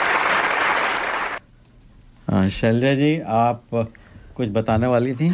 श्रोताओं, हम चलते चलते आपको ये बता दें कि दर्पण रेडियो अन्य कई समुदायों के साथ मिलकर आज हिंदी दिवस का विशेष कार्यक्रम प्रस्तुत कर रहा है और आप उसमें आइए। इसमें कविता पाठ होगा, कहानियों का कुछ कंपटीशन होगा और ये इसका एड्रेस है रिजबर्न कम्युनिटी सेंटर वेंटवर्थविल, फाइल एवेन्यू वेंटवर्थविल, और इसका जो प्रवेश शुल्क है वो है $20। तो अगर आप वहाँ पे आए और एक छोटा से मेरा कविता पाठ भी इसमें होगा, तो दर्पण रेडियो को आप सपोर्ट कीजिए और आप आइए आज के हिंदी दिवस के कार्यक्रम में। बहुत बढ़िया शैलजा जी, आपने बहुत अच्छी बातें बताई। हमेशा समय की कमी पड़ जाती है। शैलजा जी, आशीष जी, नीरज जी, आप हमारे स्टूडियो में आए, आपका बहुत बहुत धन्यवाद। और आपको नमस्कार। फिर अगले कार्यक्रमों में मिलेंगे।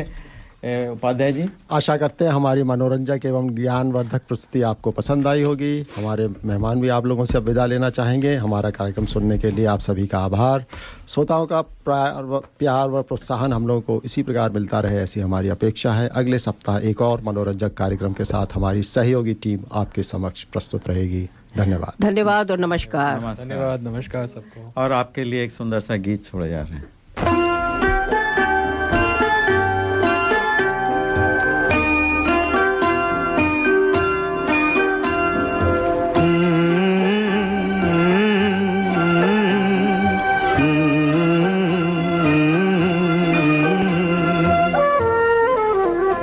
तुझे सूरज कहूँ या चंदा, तुझे दीप कहूँ या तारा, मेरा नाम करेगा रोशन, जग में मेरा राज दुलारा।